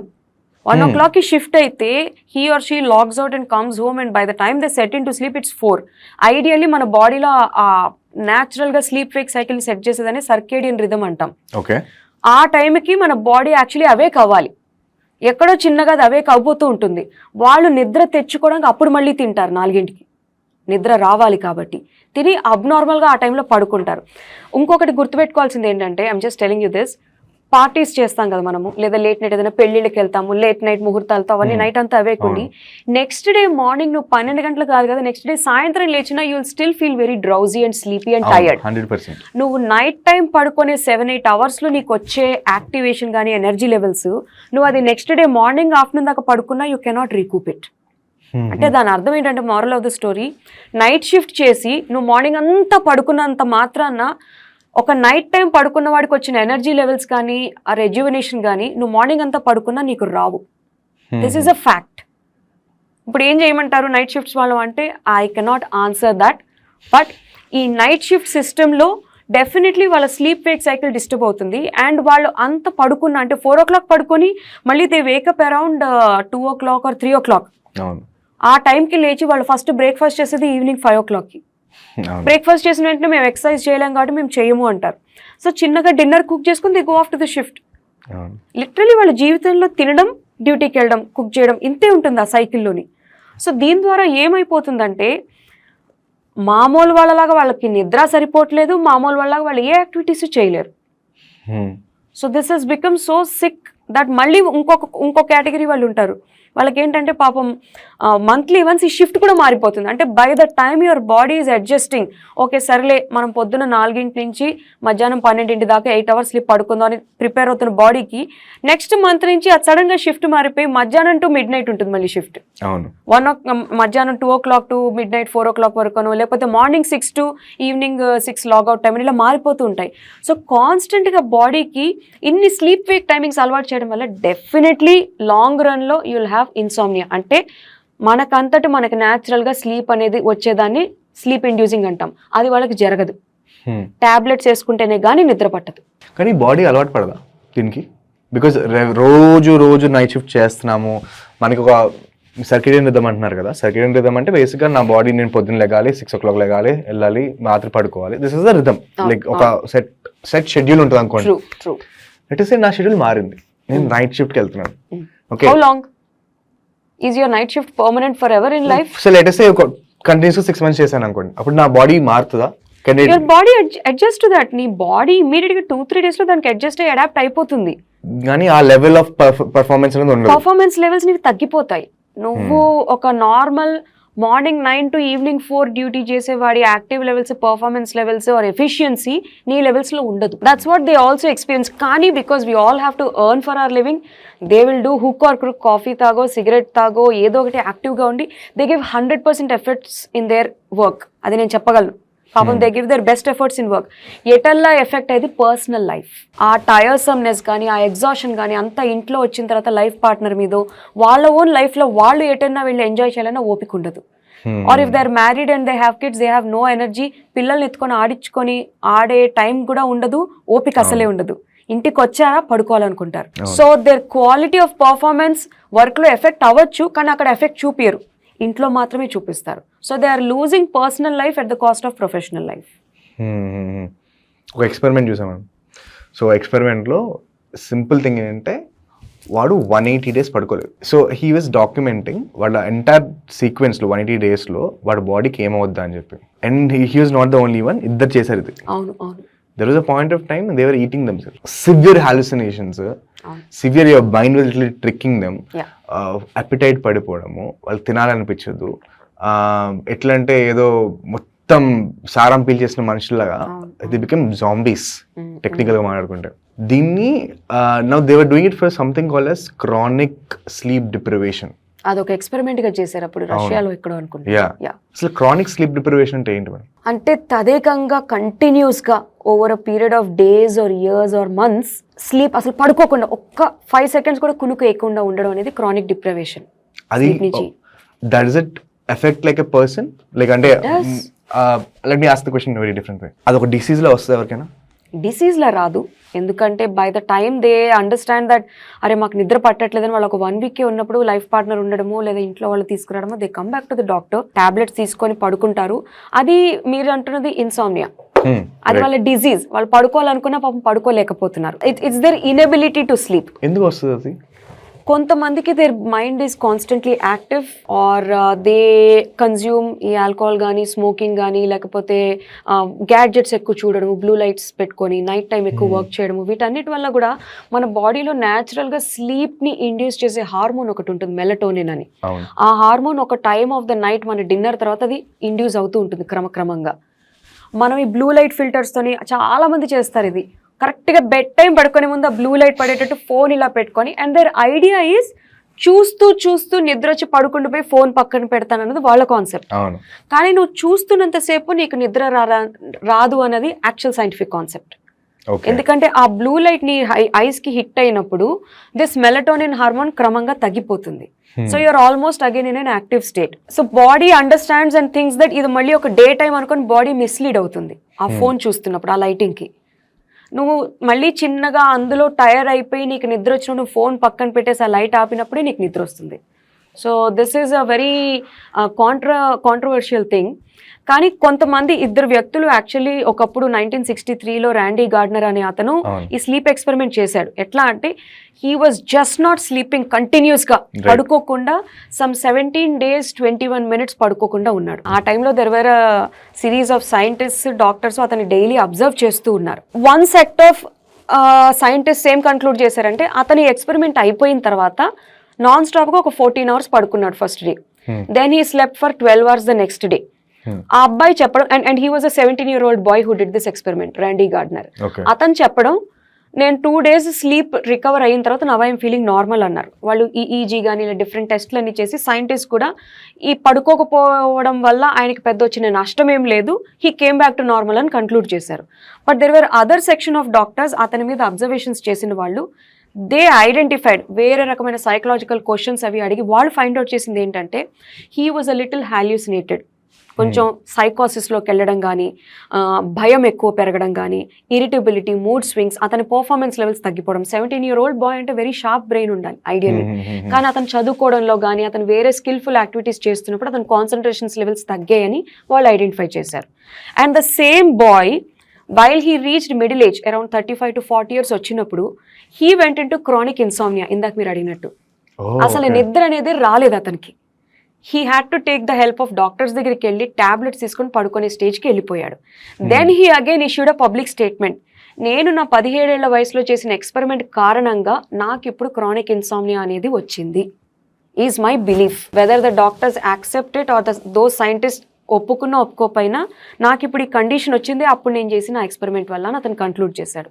తర్వాత మళ్ళీ మెక్డొనాల్డ్ అనే అతను కూడా సిమిలర్గా ఈ రికార్డ్ని బ్రేక్ చేయడానికి ట్రై చేశారు జస్ట్ ఫర్ ఫన్. అతనైతే కంటిన్యూస్గా 18 days 21 hours పడుకోకుండా ఉన్నాడు. He beat him. అతని మీద ఇంత స్టడీస్ చేయలేదు, ఎందుకంటే అతను ఫన్ కోసం చేశాడు, రికార్డ్ బ్రేకింగ్ చేశాడు కాబట్టి no scientist or doctor were observing him. దీని తర్వాత it affected humanity so much that Guinness world రికార్డ్లో ఈ మెక్డొనాల్డ్ అనే అతను రికార్డ్ రాశాక Guinness world record themselves announced మేము ఇంకెలాంటి రికార్డ్స్ తీసుకోము even if somebody does more than this, because they realise దీనివల్ల చాలా అడ్వర్స్ ఎఫెక్ట్స్ ఉన్నాయి బాడీ మీద అని. They announced publicly no more sleep experiments చేయొద్దు, చేసినా మేము యాక్సెప్ట్ చేయం రికార్డ్ లిస్ట్లో రాయడానికి అని చెప్పారు. స్లీప్ లేకపోవడం వల్ల హార్ట్కి ఏం ఎఫెక్ట్ అవుతుంది? You are into lot of stress, recovery ఉండదు, and your stress levels are so much, cortisol levels ఎక్కువ ఉంటాయి. అంటే మనకి స్లీప్ లేకపోయినప్పుడు body understands it's like a fight or fly అనే మెకానిజంలోకి వెళ్ళిపోతుంది. అంటే మనం లిటరలీ ఒక డిఫెన్సివ్ మోడ్లోకి వెళ్ళిపోతాం. So you're ready to fight లాగా, it's always constantly active, your blood pressure rises. Night time మనకు ఆ కార్టిజాల్ అనే హార్మోన్ సరిగ్గా రిలీజ్ అవ్వకపోతే బాడీ కెనాట్ రిలాక్స్, మన ప్రెషర్స్ అనేవి కూడా డౌన్ అవ్వవు, you are waking up with high blood pressures. So దానివల్ల ఎక్కువ బ్లడ్ ప్రెషర్తో కాన్స్టెంట్గా హార్ట్ అనేది, అంటే it's literally like you are driving your bike constantly in a 80 speed or 90 kmph అనుకోండి కంటిన్యూస్గా, it will definitely damage the bike. Or even a car కూడా continuous 4th గేర్లో నడుపుతూ ఉన్నామంటే every day for 5-6 hours it will get damaged. Same way మన బాడీలో blood అనేది ఒక హై స్పీడ్లో ఒక హై ప్రెషర్లో ఫ్లో అవుతూనే ఉంటే it will definitely have wear and tear on the blood vessels. తద్వారా మనకి హార్ట్ అటాక్స్ రావడము, సడన్ స్ట్రోక్స్ రావడము ఇవన్నీ సంభవిస్తాయి. ఇలాంటి వాళ్ళకి ఎవరైతే నైట్ షిఫ్ట్ ఉన్నారో వాళ్ళకి లైఫ్ స్టైల్ ఆల్రెడీ వాళ్ళ సర్క్యూట్ నిద్రం ఎలా అయినా దెబ్బతిన్నది. How can they come back from this? Come back అంటే నేను మోస్ట్ ఆఫ్ మై పేషెంట్స్ నేను ఇచ్చే కౌన్సిలింగ్, ఇప్పుడు మనం నైట్ 9-10 నుంచి పడుకొని 6కి లేస్తాం.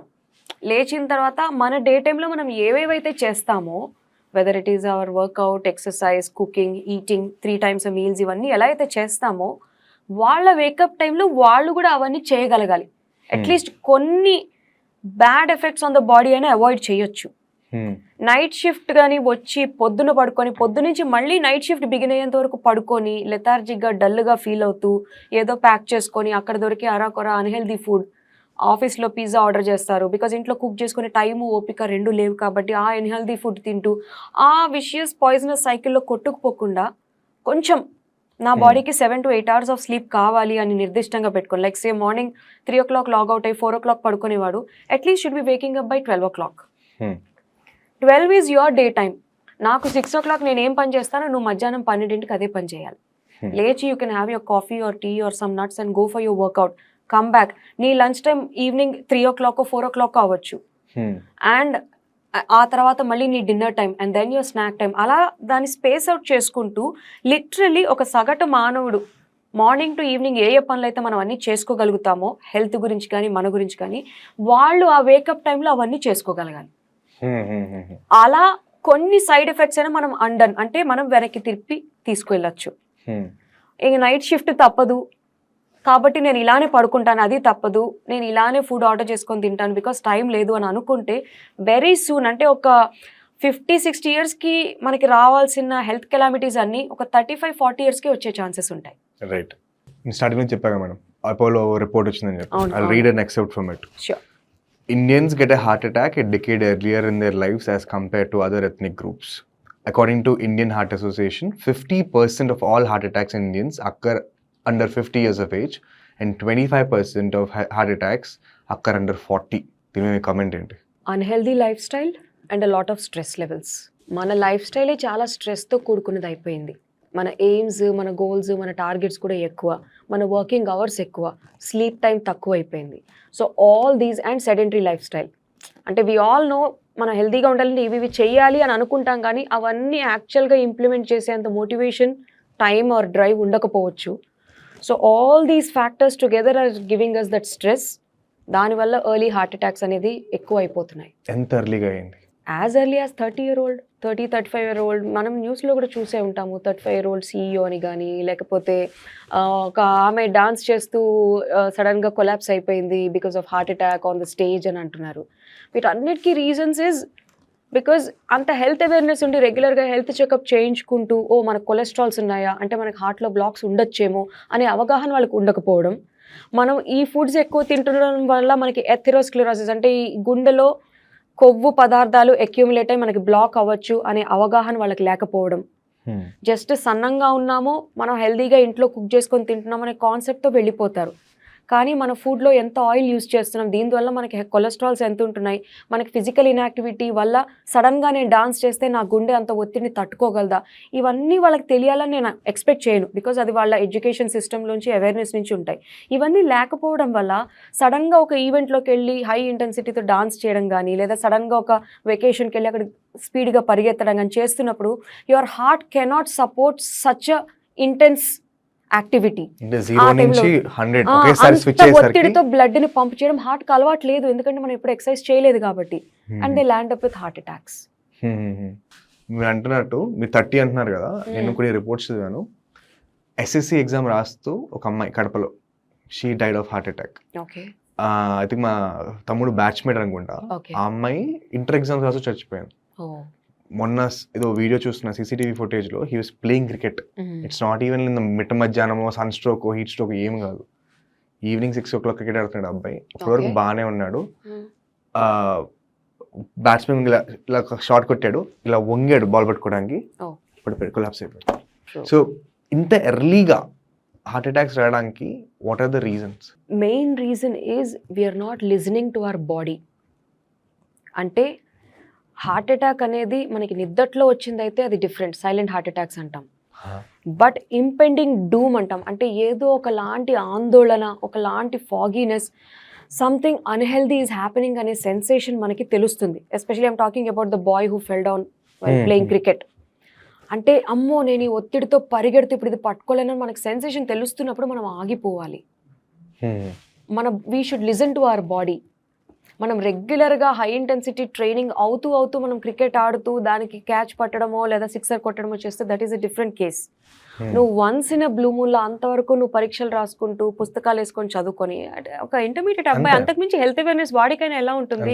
నేను రోజు వ్యాయామం చేయాలి, సన్నంగా ఉండాలి, ఎందుకు ఉంటాయి వాడికి? ఉండదు. కామన్ సెన్స్ అది. వాడు హ్యాపీగా లక్కీగా వాడు లైఫ్ గడుపుతున్నాడు. As a part of that he was playing a cricket. మళ్ళీ ఎప్పుడు ఆడతాడో తెలియదు, మళ్ళీ 2-3 వీక్స్ తర్వాత ఆడొచ్చు. ఆ టైంలో అంత intensity, cricket is a very high intensity sport. So వాడి బాడీ అన్ప్రిపేర్డ్గా వార్మప్ లేకుండా సడన్గా ఆడినప్పుడు గుండె అంత ఒత్తిడిని తట్టుకోలేదు. అండ్ డాక్టర్ ఎంత ఆశ్చర్యం వేసింది ఏంటంటే ఆ అబ్బాయి అబీస్గా లేడు, ఏదో లావు ఉన్నాడు, వాడు వంగలేకపోతున్నాడు, అలాంటి సిచ్యువేషన్ కదా. చక్కగా సన్నగా వాళ్ళ ఏజ్ అప్రోప్రియేట్గా వాడు ఎంత ఉండాలో సన్నగా అలా ఉన్నాడు అబ్బాయి. అయ్యేసరికి it really shook me. I have to tell you this. చాలామంది అనుకుంటారు కొలెస్ట్రాల్స్ కూడా, అంటే మన బాడీలో బ్యాడ్ కొలెస్ట్రాల్స్ అంటే కొవ్వు అనేది ఎక్కువ ఉందంటే వాడు గుండ్రంగా, సున్నాగా, రౌండ్గా ఉండాలి. లావుగా ఉన్న వాళ్ళలో కొలెస్ట్రాల్స్ చాలా ఎక్కువ ఉంటాయి, సన్నంగా ఉన్న వాళ్ళలో అసలు కొలెస్ట్రాల్స్ ఉండవు అనే ఒక రాంగ్ మిస్కన్సెప్షన్ ఉంది. Cholesterols are not directly proportional to your body weight or your appearance. Cholesterols అనేవి మన రక్తనాళాల్లో కొవ్వు పదార్థాలు ప్రవహిస్తూ ఉంటాయి. That is the blood cholesterol levels. Serum lipid profile అని మనం చేయించుకుంటాం మాస్టర్ హెల్త్ చెకప్లో కూడా. అందులో బయటపడే కొలెస్ట్రాల్స్ ఈజ్ మన బ్లడ్లో ఎంత కొలెస్ట్రాల్స్ ఫ్లో అవుతున్నాయి అన్నది. ఈ పరీక్ష చాలా మంది మనం కూడా ఒక ఏజ్ వచ్చే వరకు మనం చేయించుకోం. మాస్టర్ హెల్త్ చెకప్ అనేది మనం ఎప్పుడు చేయించుకుంటాం? When was the last time you got it done? I think this year every year health checkup right. అంటే మనం మినిమం 25 క్రాస్ అయితే 28 వరకు చేసుకోలేదు. Never do it. కానీ మన ఆహార అలవాట్ల వ్యవహారాలు వాటితోని సన్నంగా ఉండేవాడికి కూడా ట్రైగ్లిసరైడ్స్ కానీ, ఎల్డిఎల్స్ కానీ, ఇలా విఎల్డిఎల్, టోటల్ కొలెస్ట్రాల్స్ ఇవన్నీ చాలా హైగా ఉండొచ్చు. I myself I have treated. ఎందుకంటే ఐటీ ఇండస్ట్రీలో ముఖ్యంగా వాళ్ళకి త్వరగా జాబ్స్ వస్తాయి, మాలా కాదు యాజ్ డాక్టర్స్. సో వాళ్ళు 20-21 ఇయర్స్కి ఆన్ సైట్ ఎన్రోల్మెంట్ అయిపోతుంది, ఆన్ క్యాంపస్ తీసుకుంటారు, they are earning well, they are happy. And వాళ్ళకి కంపెనీ చేయిస్తుంది హెల్త్ చెక్, వాడంతటి వాడు కూడా చేయించుకోడు, కంపెనీ చేయిస్తుంది కాబట్టి అది చేయించుకొని వచ్చినప్పుడు it's a shock moment for them. నాకా ఎన్ని కొలెస్ట్రాల్సా, ఎక్కడి నుంచి వచ్చాయి అంటారు. To look at they are literally very lean. 22-24 years చాలా సన్నంగా ఉంటారు వాళ్ళ బట్టల్లో కూడా, but their cholesterols are very high. నేను సన్నంగా ఉంటాను నాకేం కాదు, సో ఆయిలీ ఫుడ్ వేసుకున్న పర్లేదు. నేను సన్నంగా ఉంటాను నాకేం కాదు, నేను పూరీ తింటాను, ఇప్పుడు కొంచెం చికెన్ కర్రీ ఎక్కువ వేసుకుందాం, మటన్ తినేద్దాం, ఇప్పుడు పిజ్జా నేను తినొచ్చు, మా అమ్మ అంటుంది నువ్వు అసలు బక్కగా ఉండిపోయి. పేరెంట్స్ కూడా ఈ కన్సెప్షన్ ఉంటుంది, లావుగా లేవు సో నువ్వు హెల్దీగా లేవు, సో నువ్వు ఏదైనా తినొచ్చు, వాడికి అన్నీ పెట్టండి. ఓకే, హెల్దీగా ఫీడింగ్ చేయడంలో ఫ్రూట్స్ అండ్ వెజిటబుల్స్తో నువ్వు ఒక ప్రోటీన్ కంటెంట్ ఇవ్వడం వరకు ఓకే, బట్ ఆయిలీ ఫుడ్ని ఎక్కువ ప్రమోట్ చేయడం ఇజంట్ కరెక్ట్. సో అలా అంటే వీ నెవర్ నో ఆ బాయ్ ఏ కండిషన్ వల్ల చనిపోయాడని మనకు చెప్పలేం. వచ్చిందైతే ఫైనల్ డయాగ్నోసిస్ హార్ట్ అటాక్ అని. సో ఇంటర్నల్గా కొలెస్ట్రాల్స్ ఎన్ని ఉన్నాయో మనకు తెలియదు. ఆల్రెడీ హార్ట్ బ్లాక్స్ ఏమైనా ఉండడం కానీ, కంజనైటల్ ప్రీడిస్పోజిషన్ అంటే కొంతమంది కొంచెం వీక్ హార్ట్తో పుడతారు, హార్ట్లో హోల్ మీరు వినే ఉంటారు, హార్ట్లో హోల్ సర్జరీస్ కానీ ఇలాంటివి. అవి కొంచెం ఇమ్మీడియట్గా అడ్రస్ చేయనప్పుడు ఒక హై ఇంటెన్సిటీ, ఒక హై ఒత్తిడితో కూడిన సిచ్యువేషన్ ఏదైనా క్రియేట్ అయినప్పుడు your heart cannot support. It could be as simple as just climbing up the stairs. మెట్లుని పరిగెడుతూ ఎక్కడం కూడా ఒక స్ట్రెస్ఫుల్ ఈవెంట్ హార్ట్కి, if you are unprepared. So that could be a reason. మన పేరెంట్స్ సంగతి ఏంటి madam? Because if I'm 30, my parents right now is 55, right? వాళ్ళని చూసుకోవాలి అంటే what are the 3 things I should be doing? You should check their lipid cholesterol levels regularly. Okay. Cholesterol levels regularly check cheyali. And diabetes is one of the most common factors for early heart attacks in adults. So HbA1c, sugar levels check చేసుkodam. Number 3, regular TMT, treadmill test. అంటే మన హార్ట్ని మనం స్పీడ్గా మనం నడుస్తూ పరిగెడుతూ పరీక్షిస్తాం, how the heart is tackling that stress and tension అని. TMT test. కొంచెం already family history of predisposition of heart attacks ఉన్నాయి, లేదా పెద్దనాన్నకి అట్లా అయింది, లేదా అన్నకి అలా అయింది అని అలాంటి ప్రీడిస్పోజిషన్ ఏమైనా ఉన్నా, ఆర్ ఎనీబడి హూస్ అంటే టీఎంటీ పాజిటివ్ రావడం కానీ కొంచెం ఆయాసపడ్డం, 2 అడుగులు వేసి ఆయాసపడి కూర్చుండిపోతుండే, ఇలాంటి సిమ్టమ్స్ ఏమైనా ఉన్నప్పుడు యాంజియోగ్రామ్ అనే ఒక కార్డియాక్ టెస్ట్ ఉంటుంది. అది కార్డియాలజిస్టే మీకు చేస్తారు. డై ఎక్కించి ఇన్ లైవ్ 3D మానిటర్ హార్ట్లో బ్లడ్ సర్క్యులేషన్ ఎలా ఉందో అబ్జర్వ్ చేస్తారు. అక్కడ ఏమైనా బ్లాక్స్ ఉన్నప్పుడు వాళ్ళు స్టెంట్ అని హార్ట్ స్టెంటింగ్ చేసి వెంటనే దాన్ని రికవర్ చేస్తారు. One lucky thing about heart is it is immediately treatable. హార్ట్లో ఏ కండిషన్ చూసినా ఇది ఇంతే, నువ్వు లైఫ్లో దీంతో గడిపడమే, నువ్వు ఇలా ఆయాసపడుతూనే బతకాలి అనేది లేదు. Our science is much more advanced. ఒక యాంజియోగ్రామ్ టెస్ట్ కూడా నువ్వు పొద్దున్న అడ్మిట్ అయ్యి చేయించుకుంటే సాయంత్రం కల్లా you can walk back home. Stent వేయాలన్నా ఏదైనా ప్రొసీజర్ చేయాలన్నా వాళ్ళు అప్పటికప్పుడే టేబుల్ మీద వెంటనే డెసిషన్ తీసుకొని చేసేస్తారు. విదిన్ అ వీక్స్ టైం ఆ పర్సన్ ఇది వరకు ఏమేమి చేసుకోగలుగుతున్నాడో అవన్నీ చెయ్యొచ్చు. వాళ్ళు మళ్ళీ కార్డియాక్ పరంగా ట్రైన్ అవ్వచ్చు. అథ్లీట్స్ కూడా ఉన్నారు చాలా మంది. I know many doctors with age వాళ్ళు స్టెంట్స్ చేయించుకొని మళ్ళీ అంతే స్ట్రెన్యూస్ హార్డ్ వర్కింగ్ లైఫ్ స్టైల్లోకి వెళ్ళిపోయిన వాళ్ళు కూడా చాలా మంది ఉన్నారు సర్జరీస్ చేస్తూ. సో ఈ బేసిక్ టెస్ట్ అంటే మన cholesterol levels, sugar levels, blood pressure checkup, TMT, angiogram ఇవి కొంచెం మనము దృష్టిలో ఉంచుకొని రిపిటేటివ్గా రెగ్యులర్గా చేయించుకోవాలి. యాంజియోగ్రామ్ మాత్రం మరి రెగ్యులర్గా కాదు.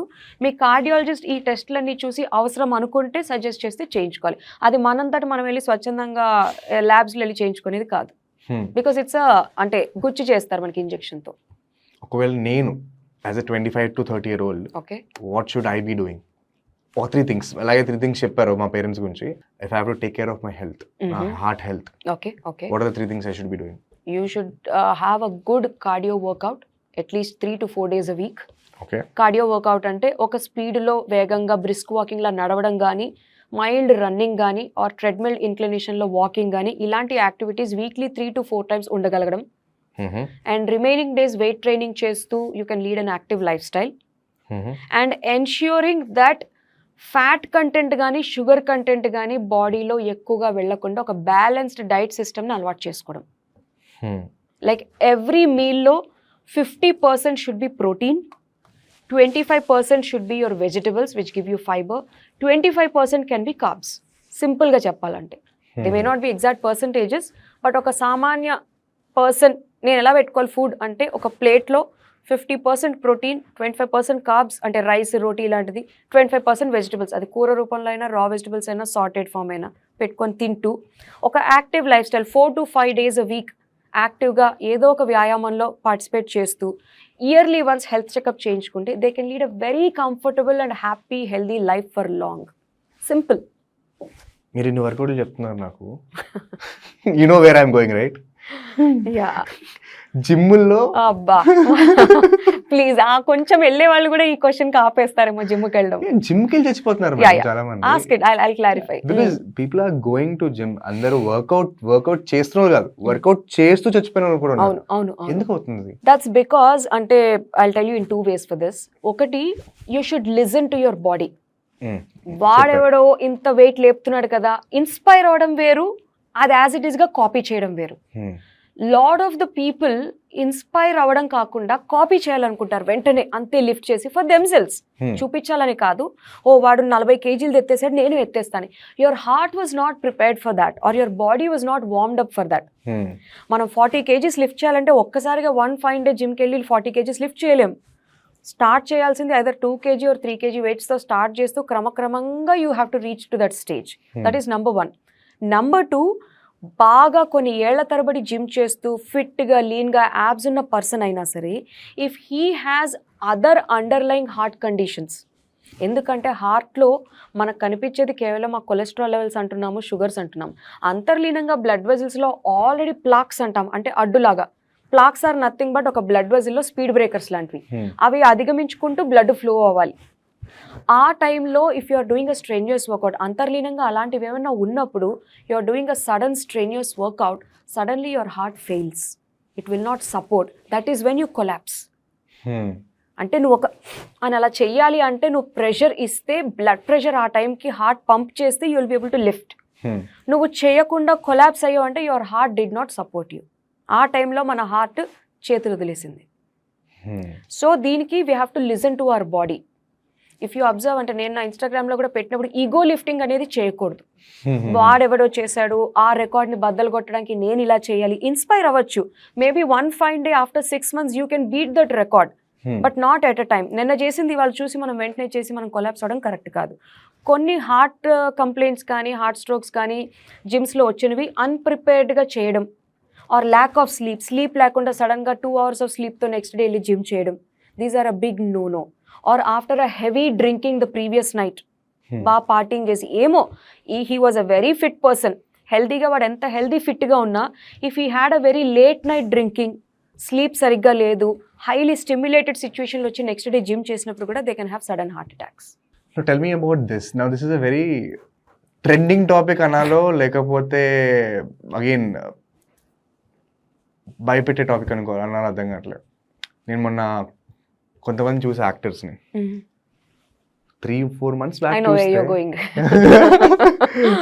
3-4 months బ్యాక్ చూస్తే చూడడానికి నార్మల్గా ఉన్నారు. సడన్గా ఏదో ఒక బాస్కెట్ బాల్లో గాలి గట్టిగా తీసేస్తే ఎట్లా అయిపోద్ది, బాస్కెట్ బాల్ ఇట్లా అయిపోద్ది కదా, అట్లా అయిపోయారు. సో ఏం చేస్తున్నారా అంటే కరెక్ట్గా వచ్చే రెండు వర్డ్స్ వస్తున్నాయి, Mounjaro and Ozempic. These are the most common terminologies which are like being reason. ఒకప్పుడు ఎట్లా అంటే ఈ zero shape size zero, Kareena Kapoor గారు అది స్టార్ట్ చేశారు, ఆవిడ అందరు మొదలెట్టారు.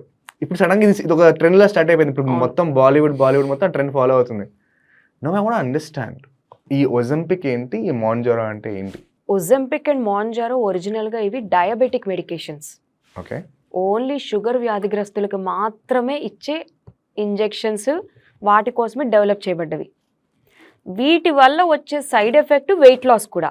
సో ఒక కరెక్ట్ క్యాండిడేట్ ఈ మాంజారో కానీ ఒజంపిక్ కానీ తీసుకోవాలంటే వాళ్ళు చాలా అధిక బరువు అయి ఉండాలి, అన్కంట్రోల్డ్ షుగర్స్ ఉండడం, బీపీ ఉండడం, అంటే ఈ బాణ పొట్ట అంటారు చూసారా, కొంచెం బాగా ఒబీస్గా పొట్ట ముందుకొచ్చి ఉన్న వాళ్ళు, వృద్ధులు అంటే ఓల్డ్ ఏజ్ పీపుల్, వాళ్ళని ఇప్పుడు మనం ఎక్సర్సైజ్ అవి చేయమన్నా మోకాళ్ళ నొప్పుల వల్ల చెయ్యలేకపోతున్న వాళ్ళకి ఇది ఒక అద్భుతమైన medicine. They are the correct people. అది కూడా ఇది లైఫ్ లాంగ్ తీసుకోకూడదు. That is where they are going wrong. ఈ మెడికేషన్ కూడా ఒక ఎండోక్రైనాలజిస్ట్, అంటే someone who has super specialised in treating ఈ మనకి ఎండోక్రైనల్ ప్రాబ్లమ్స్ అన్ని చేస్తున్న అతని ఆధ్వర్యంలో 2 to 3 months ఆ పర్సన్ డిసైడ్ చేస్తాడు ఎన్ని నెలలు ఇంజెక్షన్ తీసుకోవాలో. అది కూడా క్రమక్రమంగా పెంచుకుంటూ వెళ్ళాలి. స్టార్ట్స్ ఫ్రమ్ 2.5 mg to 5, 7.5, 12.5 అలా పెరుగుకుంటూ ఉంటుంది ఆ ఇంజెక్షన్. వాడికున్న ఒబీస్ పర్సనాలిటీ, షుగర్స్ని బట్టి ఆ డోసేజ్ డిసైడ్ చేస్తారు. సో అది ఒక స్టెప్పింగ్ ప్యాటర్న్ లాగా ఒక 2-3 months ఇచ్చి మళ్ళీ స్టెప్ డౌన్ ప్యాటర్న్లో దాన్ని తీసేసి ఇన్ ప్లేస్ ఆఫ్ దట్, అంటే ఒక డిజైరబుల్ వెయిట్ లాస్ అయినప్పుడు ఆ ఇంజెక్షన్ క్రమక్రమంగా తీసేసి మళ్ళీ టాబ్లెట్స్ ఫామ్ పెడతారు. బట్ ఈ అంతటి ప్రాసెస్లో అబ్జర్వ్ చేయాల్సింది ఏంటంటే హెల్త్ ప్రొఫెషనల్ సజెషన్ మేరకు ఉట్టి ఇంజెక్షన్ తీసుకొని దాని పని అది చేస్తుంది అని వదిలేయకూడదు. మంచి ప్రోటీన్ రిచ్ డైట్ తీసుకుంటూ మజిల్ స్ట్రెంగ్ కోసం బాగా మజిల్ ఎక్సర్సైజెస్ కూడా చేసేవాళ్ళు వెయిట్ లాస్ అయి హెల్దీగా ఉంటారు. ఎవరైతే దీన్ని కేవలం ఒక వెయిట్ లాస్ పరంగా ఆలోచించి తీసుకుంటూ డైట్, న్యూట్రిషియస్ డైట్ తీసుకోకుండా ఎక్సర్సైజ్ చేయకుండా ఉంటారో they start losing first fat. మనం ఏం చేసినా ఫస్ట్ ఎఫెక్ట్ మన బాడీ ఫేస్ మీద చూపిస్తుంది. అది మనం సిక్ అయినా, లూజ్ మోషన్స్ అయినా, వామిటింగ్స్ అయినా ఫస్ట్ ఫేస్ ఇలా అయిపోయింది అంటారు అందరూ. సో ఫస్ట్ ఫేస్ మీద చూపిస్తుంది, ఫస్ట్ వాటర్ వెయిట్ పోతుంది, దెన్ ఫ్యాట్. మనకి బక్కల్ ఫ్యాట్ అంటే బుగ్గల్లో కానీ ఎక్కడైనా మనకు ఉండే ఫ్యాట్, ఈ దవడల్లో ఈ డబుల్ చిన్, ఆ ఫ్యాట్ పోతుంది. సో కొంచెం ఏదో సన్నగా అయినట్టు సర్జికల్గా కనిపిస్తారు. ఆ స్టేజ్ వరకు ఓకే. దీని నెక్స్ట్ స్టేజ్ ఏంటంటే వాళ్ళు weight training exercises, muscle strength చేయరు కాబట్టి మజిల్ కూడా లాస్ అవుతారు. We have so many muscles in our body. ఈ బుగ్గలో కూడా ఉండేది మెజాటర్ మజిల్ అని ఉంటుంది, మనకి ఇక్కడ కూడా ప్లాటిస్మా మజిల్ అని నెక్ లో ఉంటుంది. ఇవన్నీ కూడా చిన్న చిన్నగా మజిల్ లాస్ అయిపోయి ఇమాషియేటెడ్ గా వడిలిపోయినట్టుగా ఇట్లా అయిపోతారు. దీనికి ఒక ఇర్రివర్సిబుల్ సైడ్ ఎఫెక్ట్ ఏంటంటే స్కిన్ అనేది సాగ్ అయి లూజ్ అవుతుంది. ఓకే, నువ్వు మళ్ళీ లావ్ అయ్యి నువ్వు మామూలుగా తింటే కొంచెం బుగ్గలు వస్తాయి, ఫ్యాట్ వస్తుంది, మేబీ కొంచెం పార్ట్ ఆఫ్ మజిల్ వస్తుందేమో, కానీ సాగ్ అయిన స్కిన్ అనేది వెనక్కి వెళ్ళదు. That is what is called as Ozempic face. So వాళ్ళని సన్నంగా చూసుకోవడానికి ఎంత ప్రిఫర్ చేసి ఆ పర్టిక్యులర్ అద్దంలో వాళ్ళు చూసి ఎంత నచ్చుకుంటారంటే they will not realise that there are other side effects which are ప్యారలల్గా జరిగిపోతున్నాయి. అమ్మో నేను ఇలా ముసలోళ్ళ అయిపోతున్నాను, వెయిట్ లాస్ నుంచి ముసలోడి ఫేస్ లాగా అయిపోతున్నాను అనేది వాళ్ళు గ్రహించుకోరు. And they overdo it. Injection as such is not bad or wrong. Overdo చేసి శాశ్వతంగా నేను ఎక్సర్సైజ్ చేయకుండా, జిమ్కి వెళ్ళకుండా, డైట్ చేయకుండా వెయిట్ లాస్ అయిపోవాలి, పర్మనెంట్గా ఇదే వెయిట్లో ఉండిపోవాలి అని చెప్పి 6 months to 1 year 2 years continue చేసే వాళ్ళకి this is a threat. So ఇది పక్కా మెడికల్ ప్రొసీజర్ అంటారు? ఇది పక్కా medical procedure. This is not a weight loss therapy కాదు, ఏదో 5 minutes థెరపీ, వాళ్ళు ఇలా ఉన్నారు రేపు బిఫోర్ అండ్ ఆఫ్టర్ పిక్చర్స్ పెట్టడానికి. నో, ఇది ఓన్లీ ఒక మెడికల్ ప్రొఫెషనల్, ముఖ్యంగా ఎండోక్రైనాలజిస్ట్ ప్రిస్క్రైబ్ చేస్తే 3 months to 6 months duration will be decided by him. దీంట్లో చాలా పారామీటర్స్ చూస్తాం, ఎందుకంటే కొంతమందికి థైరాయిడ్ అండ్ ప్యాంక్రియాటిక్ క్యాన్సర్స్ వచ్చే ఛాన్సెస్ ఉన్నాయి ఈ ఇంజెక్షన్స్ మీద ఉన్న వాళ్ళకి. సో ఆల్రెడీ ఫ్యామిలీ హిస్టరీ ఉన్న వాళ్ళు ఈ ఇంజెక్షన్స్ తీసుకోకూడదు. ఇవన్నీ your endocrinologist will be deciding time to time. రెగ్యులర్గా కొన్ని ఫాలోఅప్ టెస్ట్లు ఉంటాయి ఈ ఆర్గన్స్ ఎఫెక్ట్ అవ్వకుండా, అవి చేస్తూ దాని మీద మనం డిపెండెంట్ అవ్వకుండా మళ్ళీ క్రమక్రమంగా ఇంజెక్షన్స్ తగ్గిస్తూ you will have to maintain. So దీన్ని జస్ట్ ఒక వెయిట్ లాస్ రెమెడీగా, అంటే ఇనీషియల్గా నీకు చేయూతనివ్వడానికి, just imagine a person 140 kilos ఉన్నవాడు సడన్గా పాపం వాడు ఆకలిని ఆపుకోలేకపోతున్నాడు. ఈ ఇంజెక్షన్ తీసుకోవడం వల్ల అది 3 effects ఇస్తుంది mainly. The first hit is on your brain. చాలు, ఆకలి వద్దు ఇంకా అని ఇట్ టెల్స్ ద బ్రెయిన్. నేను సింపుల్ లాంగ్వేజ్లో చెప్తున్నాను. Next effect is it goes into your liver. లివర్లోనే మన బాడీలో కొత్త షుగర్స్ అనేవి తయారవుతూ ఉంటాయి, గ్లూకోనియోజెనిసిస్ అంటాం, అది షట్ డౌన్ అవుతుంది. So new sugars are not formed, and అది మన బాడీలో ఉన్న ప్యాంక్రియాస్ని స్టిమ్యులేట్ చేసి ఎక్కువ ఇన్సులిన్ ఉత్పత్తి అయ్యేటట్టు చేస్తుంది. ఒకటి, బ్రెయిన్లో ఆకలి తగ్గిపోయింది కాబట్టి నువ్వు కొంచెమే తింటావు, ఆ కొంచెం తిన్న దాంట్లోంచి కూడా షుగర్ ఉత్పత్తి అవ్వకుండా లివర్ని అడ్డుతుంది. ఆ కొంచెం తిన్న షుగర్ కూడా ఈజీగా కరిగిపోవడానికి ప్యాంక్రియాస్ నుంచి ఇన్సులిన్ ఎక్కువ రిలీజ్ అవుతుంది. So in any which way ఒక పర్సన్ ఒక కంఫర్టబుల్ స్టైల్కి ఎలా వస్తాడంటే, వాడు మార్నింగ్ ఒక పిజ్జా స్లైస్ తిని మధ్యాహ్నం ఒక కొంచెం స్వీటో రైసో తిన్నా సరే he still not putting on weight. So అది వాళ్ళకి చాలా ఈజీ టు గోలా ఉంటుంది. నువ్వు ఎక్సర్సైజ్ చేయట్లేదు, నీకు నచ్చింది తింటున్నావు, బట్ వెయిట్ లాస్ అయిపోతుంది. ఎక్కువ టైం కడుపు నిండుగా బరువుగా అనిపించడము అండ్ ఆకలి చచ్చిపోవడము, ఒక్కసారి తింటే పొద్దున సాయంత్రం దాకా ఆకలి వేయకపోవడము.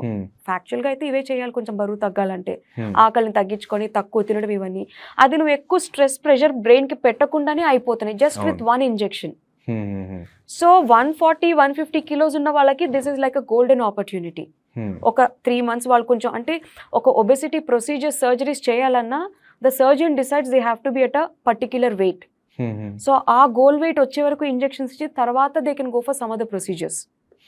కానీ దీన్ని మిస్యూజ్ చేస్తున్న వాళ్ళు ఎవరంటే జస్ట్ ఫర్ కాస్మెటిక్ పర్పసెస్ చేసుకోవడము, అండ్ అది కంటిన్యూస్గా లైక్ ఐ సెడ్ డిపెండెంట్ అయిపోయి 1 year 2 years ఇంజెక్షన్స్ మీద ఉంటున్న వాళ్ళకి ఈ ఎఫెక్ట్స్ ఎక్కువ కనిపిస్తున్నాయి. మరి ఇలాంటి మెడికల్ ప్రొసీజర్స్ ఈ క్లినిక్స్ ఉంటాయి కదా, బాడీ స్కల్ప్టింగ్ క్లినిక్స్, అలాంటి క్లినిక్స్ ఉంటాయి, దే ఆర్ ప్రిస్క్రైబింగ్ అసలు ఏ రకమైన medical what is it call, ఒక మెడికల్ సపోర్ట్ లేకుండా, ఒక మెడికల్ ఓవర్సైట్ లేకుండా, the right word is medical oversight చేస్తున్నారు. Do you remember Aarti Agarwal? She had liposuction, ఆవిడ she died because of that.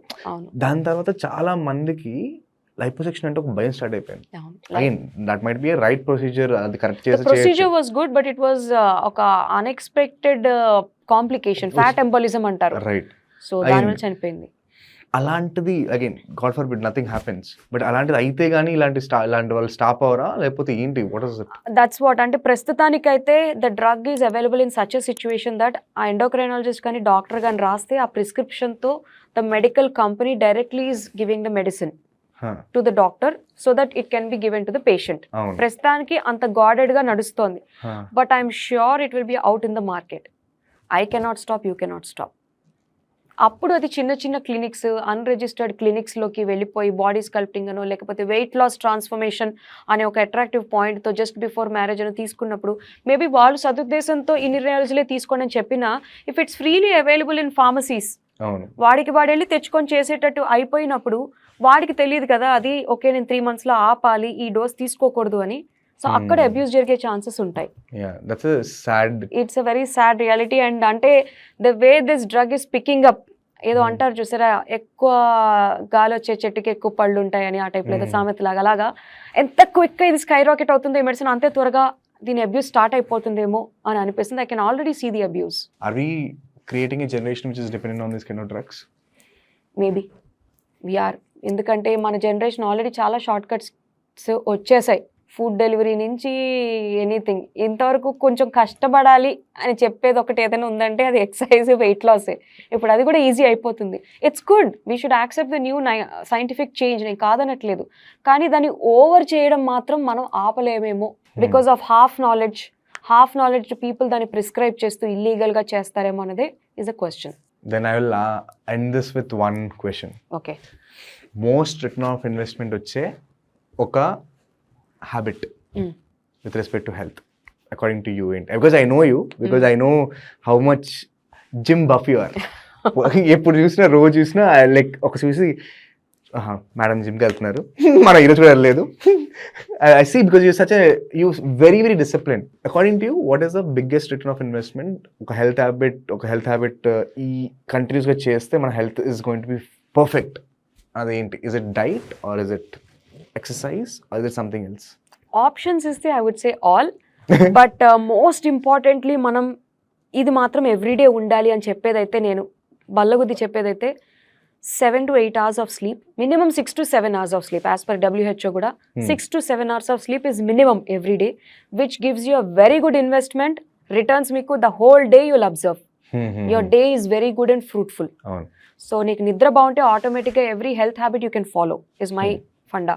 Number 2, you have to do physical activity every day for 1 hour. Okay, ఎందుకంటే మన fast paced లైఫ్స్కి మన work style అంతా sedentary, కూర్చొనే చేస్తాం. మనం ఇప్పుడు దాన్ని నేను పరిగెడుతూ పేషెంట్స్ చూస్తానంటే ఎవరు ఒప్పుకోరు. I have to sit down and see.